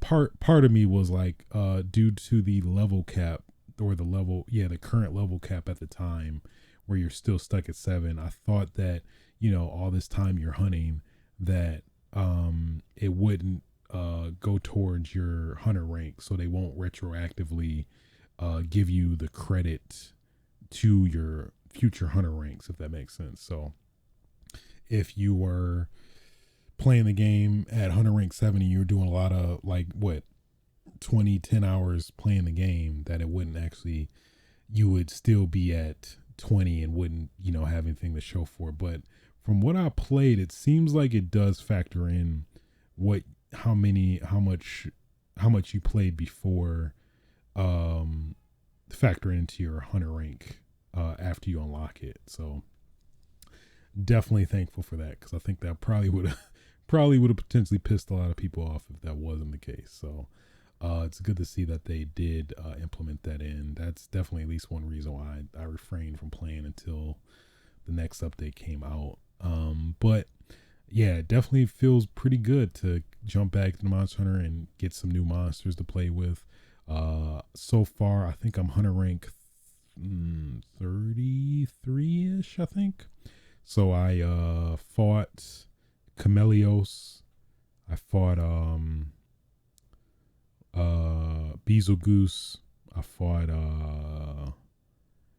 and I recently fought Kushala Daora. So I think technically what's left, I haven't done I think Teotra, he's probably like hunter rank 40 urgent quest, and then who else? I think all the Apex monsters, I think they're probably after that. And I think that's probably it until like the next update, which I'm guessing maybe the next I think the roadmap didn't indicate, but I would guess the next update would be like the G rank, high rank stuff, unless they hold that until the PC version comes out. But I don't think they'll do that. I think they'll, at some point, we'll get the G rank, high rank stuff, or master rank. I think that's at least the term for Monster Hunter World. But overall, thoroughly enjoying it. 11, I know I talked about it earlier, 11, the layered armor system. It is very great. It's also pretty flexible, where it gives you, at least how it works in this one, it seems different from World to an extent, where you need to get, I think, outfit tickets, which it seems like you just get it in general for any quest you do. You get outfit tickets, which I think is fair. But on top of the outfit tickets, you also need the materials to craft it, like traditional armor or weapons. So they don't necessarily seem as demanding, but at least they seem fair. So at least you can. It seems like literally all the armor you can get in the game, you can also get as layered armor, which I think is good enough for me for now.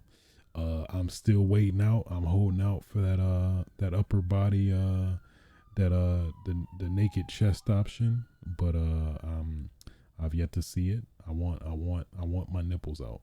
I'm just Capcom. If you listen to me, I want the nipples out, please and thank you. All right. Let me. Also, I want to be muscular. I want the muscles, as well as my nipples, to be exposed. So, please and thank you, Capcom. I know you can do it. Apparently, it's in world. I haven't got back to that since, but I want Capcom. Listen to me. This is serious. All right. I want my nipples out, Capcom. Stop playing with me. This ain't a game.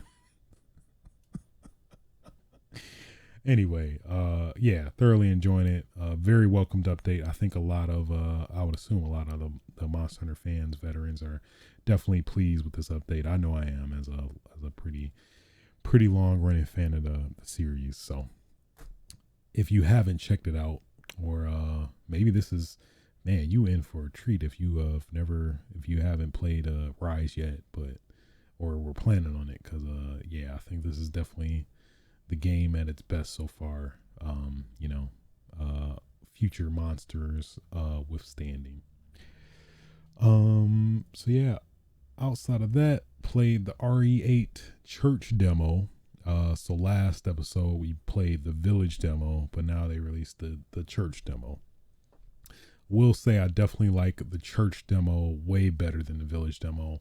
I think it gives you a better representation of what to expect in the main game than the village demo did.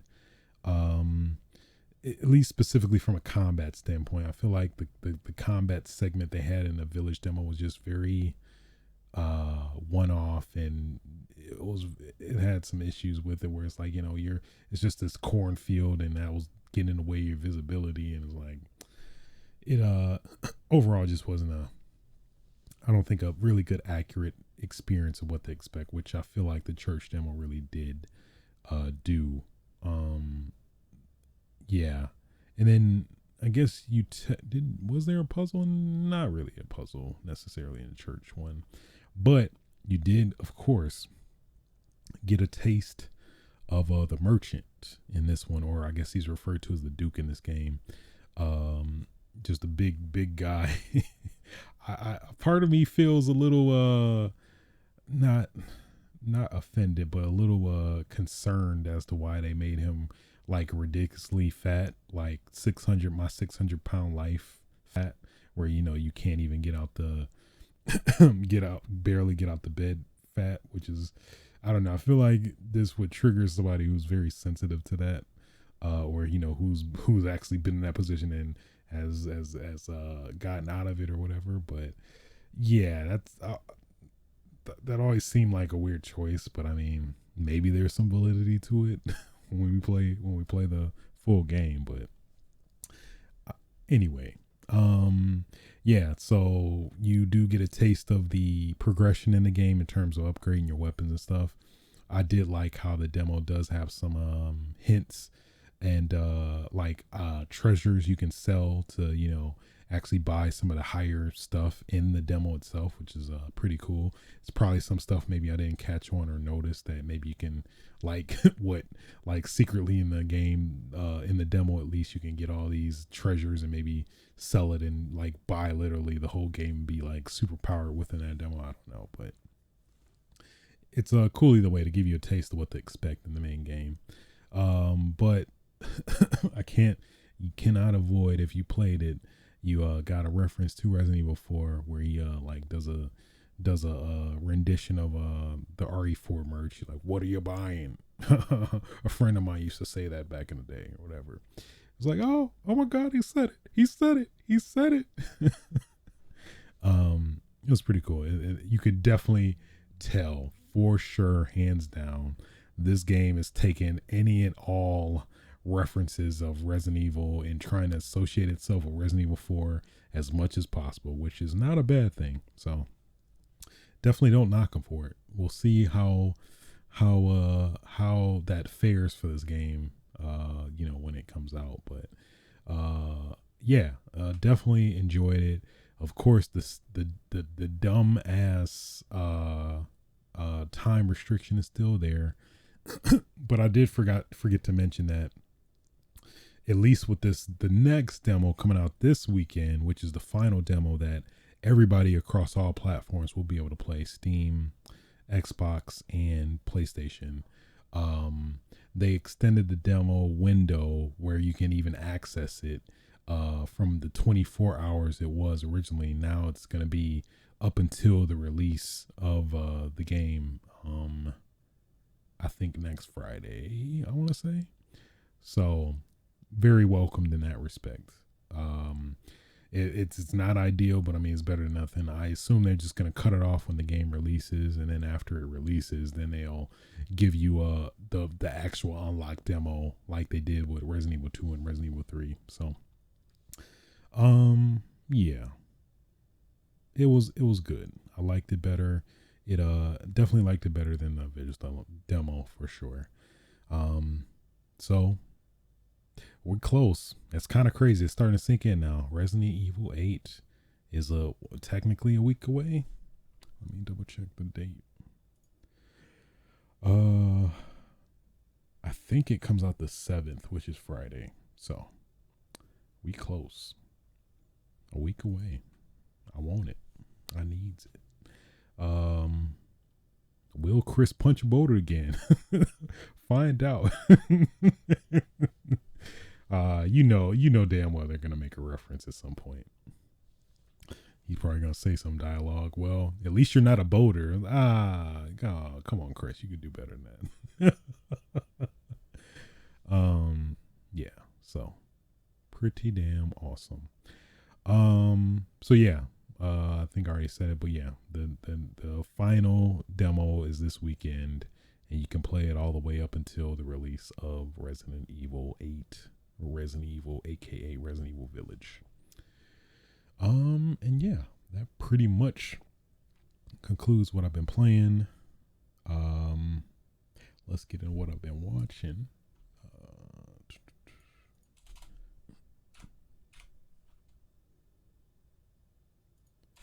So, boy, oh boy, what, episode 7 of Invincible, I believe, 6 or 7. Either way, boy, this episode of Invincible was crazy. I'll try to stick to this moniker of not spoiling the series until we get to the final part, unless maybe it warrants it in some cases, but we'll stay spoiler free. But man, if you've watched the previous episodes, shit is hitting the fan. It is hitting the fan. My God. So, yeah, I don't want to spoil it, but basically some of these storylines start coming around to their potential resolution one way or another. But boy, oh boy, stuff is popping off. That's all I think that's all I'll say for that. But the finale is coming out tonight. Normally I think it drops at 8, at least Pacific time. So boy, I am so ready. I'm not ready, but I'm very ready. I'm still not ready, but I'm very, very ready. Man, this episode is gonna be crazy. And then just found out that they just got renewed for season 2 and 3. So we are definitely guaranteed some more Invincible after this one. So that's good to hear. Very good to hear, because I think it's definitely man, it's an awesome series for sure. I'm very much loving it so far. So I think next episode we'll get a little spoilery, maybe very spoilery. Next episode, but man, if you love superhero movies with a little bit of a lot of a lot of violence. Well, if you love The Boys on Amazon, that's crazy. Both The Boys and Invincible are on Amazon. If you love both of them, if you love The Boys, I think you really love Invincible as well. So, moving on, of course. Kano,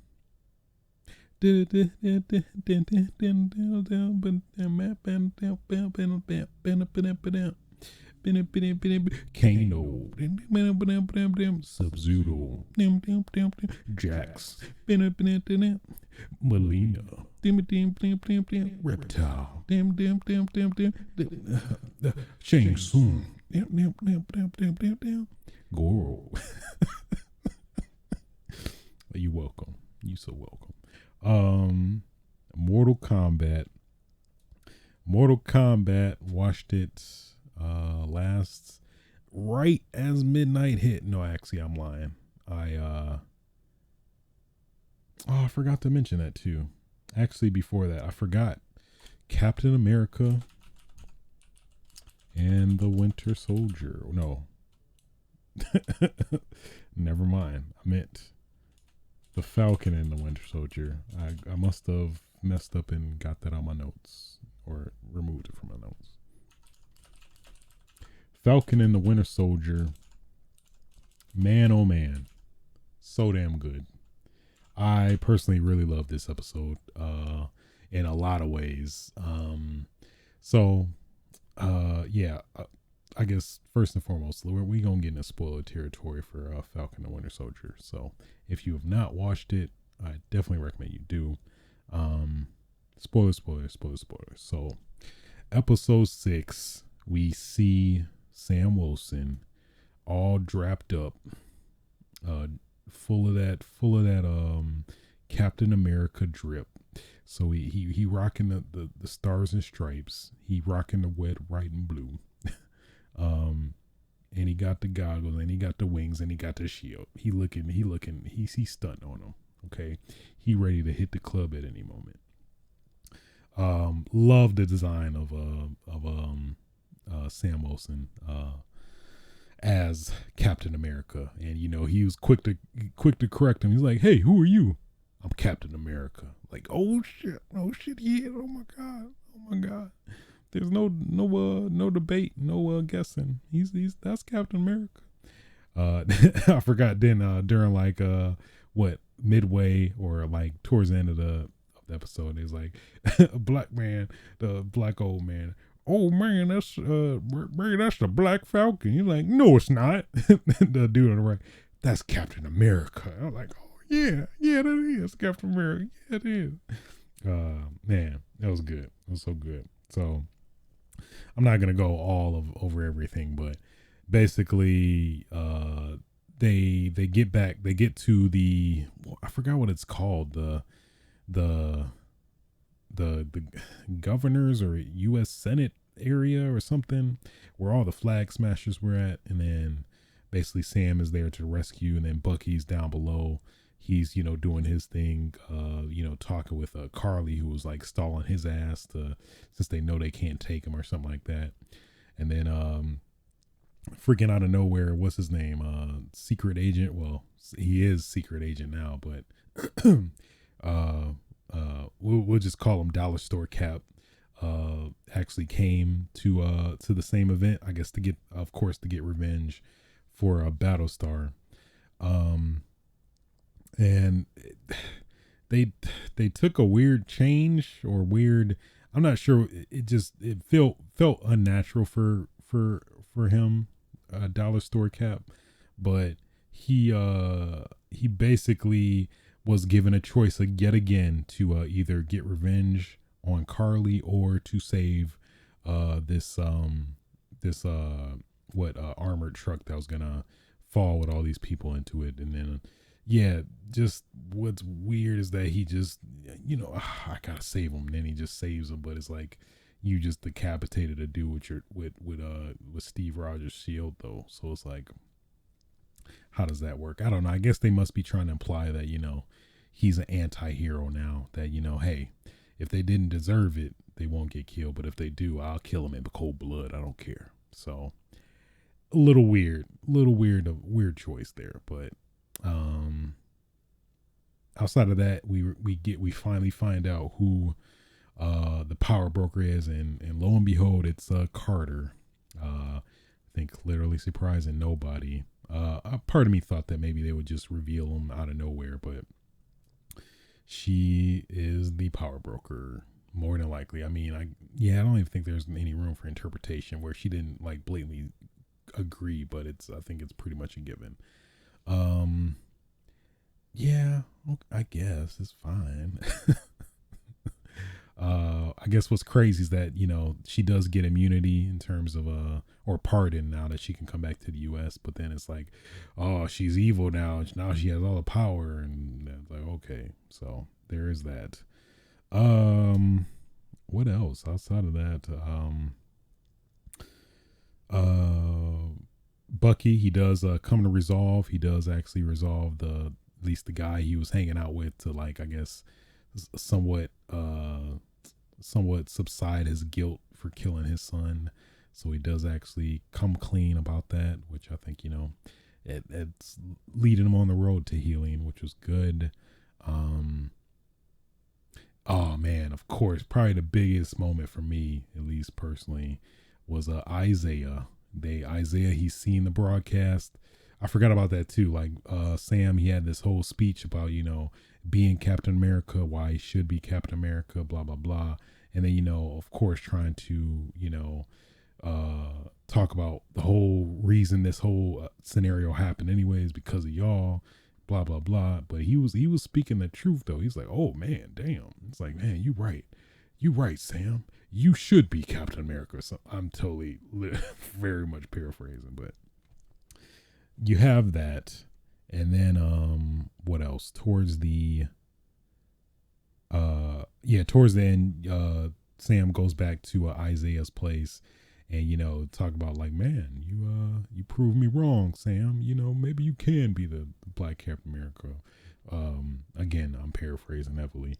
But then it's like, no, I got a surprise for you, man. If you just go, they go to the I guess memoriam for Captain America, or the memorial. I'm not even sure what the area is, but basically the memorial for, I guess, soldiers and whatnot, and Captain America's there. But then you see it. You see Isaiah's statue in remembrance of him and what he did for, aside from Captain America and all the stuff he did. And I'm not even gonna lie to you, them tears came out. I was ugly crying. I was like, oh my God. Yeah, man, that hit me. It hit me hard. Hit me like a ton of bricks. But man, it was so beautiful. So beautiful to see somebody who, like, went through hell, potentially. I mean, arguably more than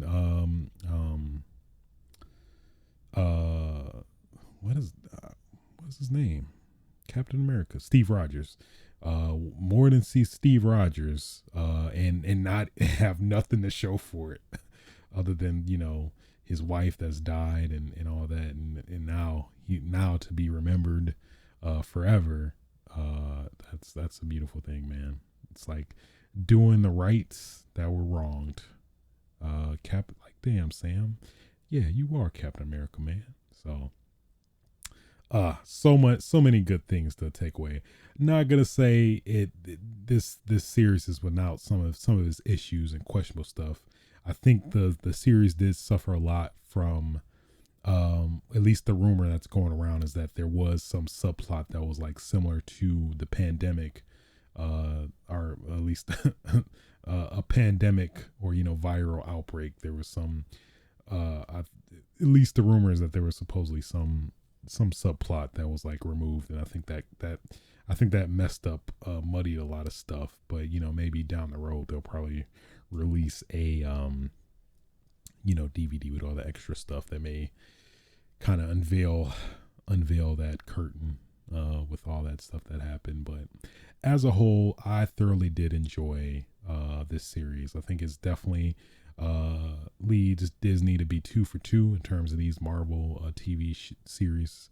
I'd say as a whole, WandaVision was definitely a more fun TV experience, but I mean, for what it is and what we were expecting, I think this definitely delivered on all fronts. Personally, as somebody who's become a fan of at least the MCU, not necessarily the comic universe, but at least for sure the MCU, I definitely thoroughly enjoyed it. I think it's still worth a watch, unless for sure for a lot of the plot points. And I say the biggest thing is, of course, bringing up race and like, which is crazy. Is like, even as an Avenger, you and being black, it's like you still you get you still get discriminated. So at that, I think that's very powerful, and I think it's well written. It wasn't like beating you over the head with it. It was being very, very respectful, very subtle, and being very just decent with it, not necessarily being preachery about it and whatnot. So and also being very accurate of like what it is like in the real world. So it's not being not being like very, I don't know, like theatrical about it, I guess, where it could definitely be some ways where it just be not as tasteful as it at least was. I think very well represented in this series. So, and it's like it's not even like they were like pussyfooting it. They were like really like being direct about it, which is, I think, is kind of hard to fathom for some IP like Marvel / Disney that would actually actually really literally bring a lot of these up like face to face, which I definitely respected a lot. So, so good. I loved it. 2 for 2 Marvel. Okay. Let's see. Loki. I think Loki is coming next. I'm definitely looking forward to that. Hopefully, maybe 3 for 3. We'll see. We'll see, Marvel. We'll see. So, moving on to Mortal Kombat. Did the whole rendition. I'm not going to do it again. I guess technically I did that for Falcon, but no. Mortal Kombat.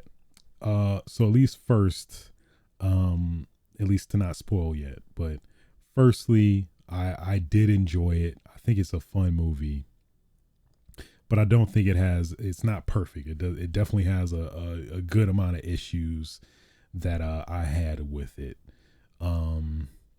Yeah, so overall I did enjoy it. I think if you're a fan of the games, I think you'll definitely enjoy this. If you barely, I think if you remotely are, it's hard to even say that, because I think if you're a fan of the games, you'll definitely enjoy it. I say it's more questionable if you're not a big fan of Mortal Kombat or not necessarily too familiar with the games. I think you might have a harder time enjoying this movie because it definitely gives you a lot of references, but doesn't necessarily explain a lot of them. At least specifically from like story backgrounds and stuff like that. But like if you're a fan, you definitely know a lot of these characters and their origins and their backstories. So with that in mind, I think you will in turn enjoy this movie more knowing that, but they don't explain it to you. So I think if somebody who's like, I don't know, never, I guess, has never heard of Mortal Kombat and just went to see this movie on a whim, I think they're not gonna like it as much as a fan would, based off the bat. So with that in mind, I say we'll start getting into spoilers. So spoilers for Mortal Kombat if you've not seen it. About to spoil it. Spoil it. What? I guess first let's start off with Cole Young. Cole, I think he could have been stronger of a character in terms of just acting. It just felt like how do I describe it? It just, the acting didn't feel like it was there. I don't know. He just didn't come off as genuine. I don't know how to describe it. It just wasn't there. I felt like As a character itself, it was. I mean, he does kind of have that scrutiny too, where it's like this guy is a completely original character to the Mortal Kombat universe within this movie. So he's basically a descendant from a scorpion, and he has this ability where he can transform his upper body to like I guess this metal suit type deal. And then, but it's like, why can't you get yourself a helmet? Why does it just gotta be your upper body and not your head, or you know? But whatever. And then he got Tonfas too, and it's like it's really unknown what that makes sense, what that means. But okay, so basically, yeah, I'm not gonna go on the whole movie, but I'm just want to pick on some other stuff. So the Arcana, I guess, story plot, where it's basically the movie's justification of all these powers that all the Mortal Kombat people have, is that it's their Arcana. It's basically your ability that's unique to you, that like generally other people can't, have. It's unique to you. So for Cole Young, it was that morph ability to, I guess, absorb damage and then, I guess, lash it out on them or something like that. At least that's the impression I got. And then who else was it? Sonya, she eventually got her pink wave move and stuff like that. So basically the movie touches on that, where they go to the monk temple with Liu Kang to like discover their moves and stuff like that, or try to ignite it. But it coincidentally, not everybody gets it. But then when they are in turmoil, then of course some of the characters do get it, like Jax. Jax was down bad. So he fought Sub-Zero, got as you saw in the trailers, he got his ass, got them arms clapped, arms gone. So they repaired it. And then, he got these like very, very wimpy little monk hands. And then, yeah, I guess because Sonya was going to die in a scenario that he had to save her, he grew his arms. So I was like, yeah, okay. I mean, it's a movie, sure. So it was fine. I mean, it was like, I guess for the outside looking in, it was fine. I guess there wasn't really any better way to do it, but either way. So you have that. Melina, man, they did Melina dirty, to be honest. I think they could have gave her a little bit more respect, considering her repertoire in the main games. But yeah, she could have been handled better. I think they at least could have gave her at least have her put up more of a fight or something. But I guess. Reptile, I'm not sure how I felt about that whole Reptile scene. So basically, Reptile, there's a scene where Kano's locked up and they're at Sonya's, I guess, trailer, and Reptile shows up to try to, I guess, kill him because Shang Tsung is playing dirty, which that's another point I'm gonna get to. But I wish we had traditional Reptile that's, like a ninja, but I guess that's maybe being too nitpicky. I mean, I don't know. I'm not a fan of just the straight up reptilian Reptile, even though I know in the story or in the lore he becomes more reptilian. But I don't know. I wish that I'm not sure how. I don't think I like that. And then he was invisible the whole time. I feel like that was just like an excuse to budget more, or save more on the movie's budget to an extent. I don't know. I'm not sure I like that segment. I felt like that could have been better.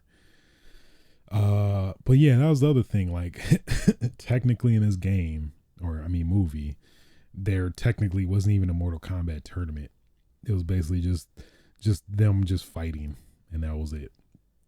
Or basically Shang Tsung cheating and trying to kill these people off, and then they're basically defending or combating them based off that. So I guess it's like a game that's revolved around a tournament that's referred to as a Mortal Kombat. That just, it felt like a slight cop out, but I mean, you still did get characters fighting against one another. So I don't know. What was another gripe I had? The pacing was off at moments.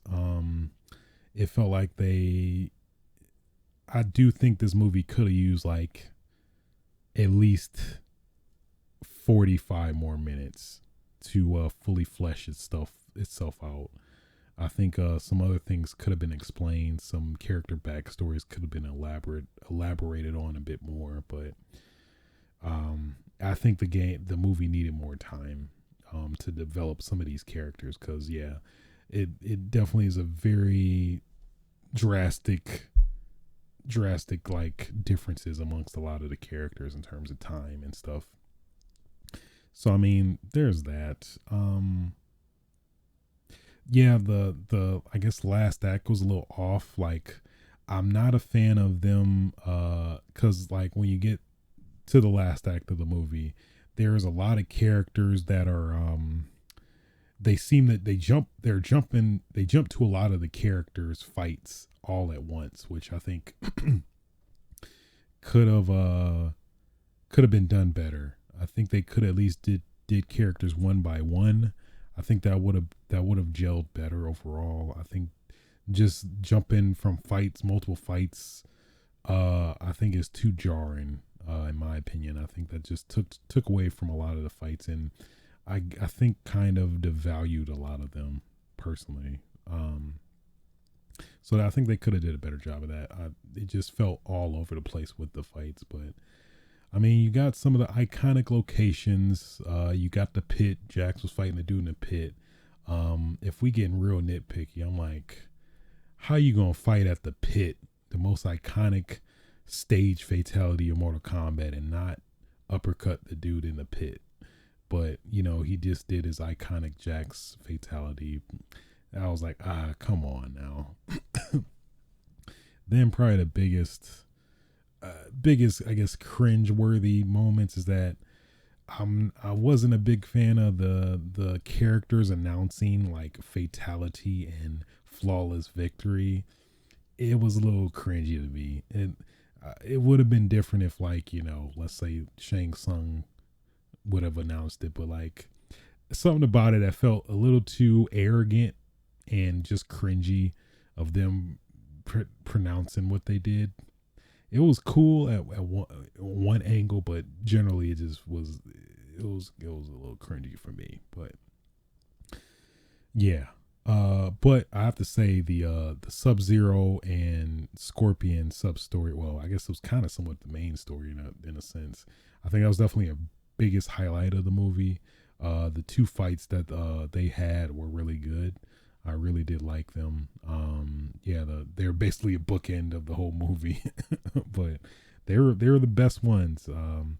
Wish the other fights were as good, but it just had a lot of issues there. But all in all, I'd say it is definitely a good movie. I do recommend it if you are a fan of the Mortal Kombat games. I think there's definitely a lot to love and appreciate and like. And, you can definitely tell the director and the staff involved definitely did their homework with the games, with this movie, in terms of all the cool references and Easter eggs, like what you saw, like Chinook's amulet from the games. You saw Katana's fan from the referencing her as a character. There was a Night Wolf reference. There was a Kotal Khan reference, I believe. They definitely did their homework on that sense. And of course, probably the biggest thing was well, I guess the person that saved this movie, I'd say for the most part, was Kano, who's basically the comic relief of the movie. He was pretty good. I definitely liked him. They had a lot of fun references. Probably the biggest, most I guess relatable one was the the sweep commentary, where basically very very indicative of the games, where people are spamming the same move and sweeping a lot. where he's basically sweeping. He's like, "You're not gonna sweep again. I know you're not." He's like, "Oh damn, fuck you are." When he said, he's like, "Fuck," he's like, he did it wrong. He's like, "Oh, I already know. I'm getting fucked up," and he did, got his ass tripped yet again. So a lot of cool moments like that. I did like and appreciate that. Definitely was fan service to the fans of the game. So very weirdly, they like included a lot of the characters that nobody liked from the older games, like freaking Reiko and Itara.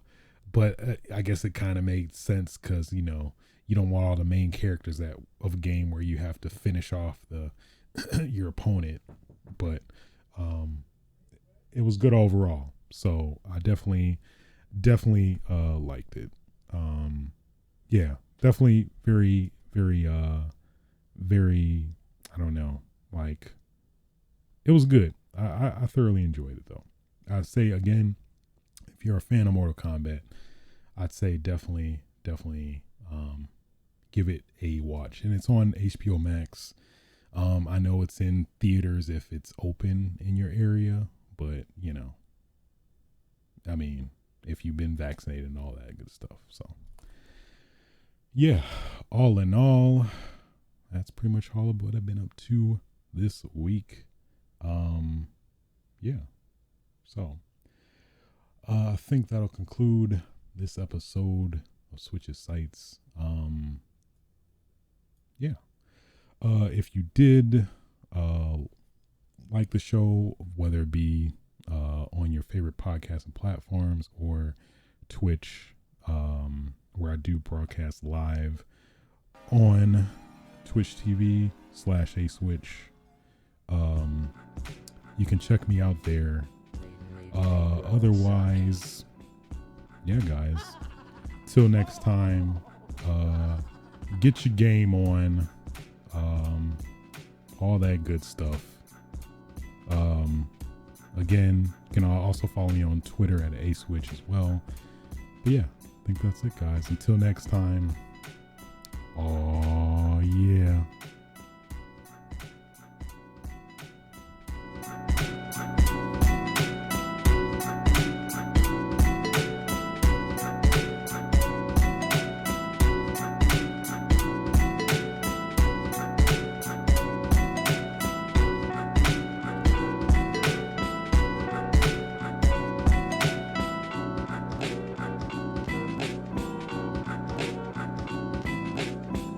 Nobody's safe.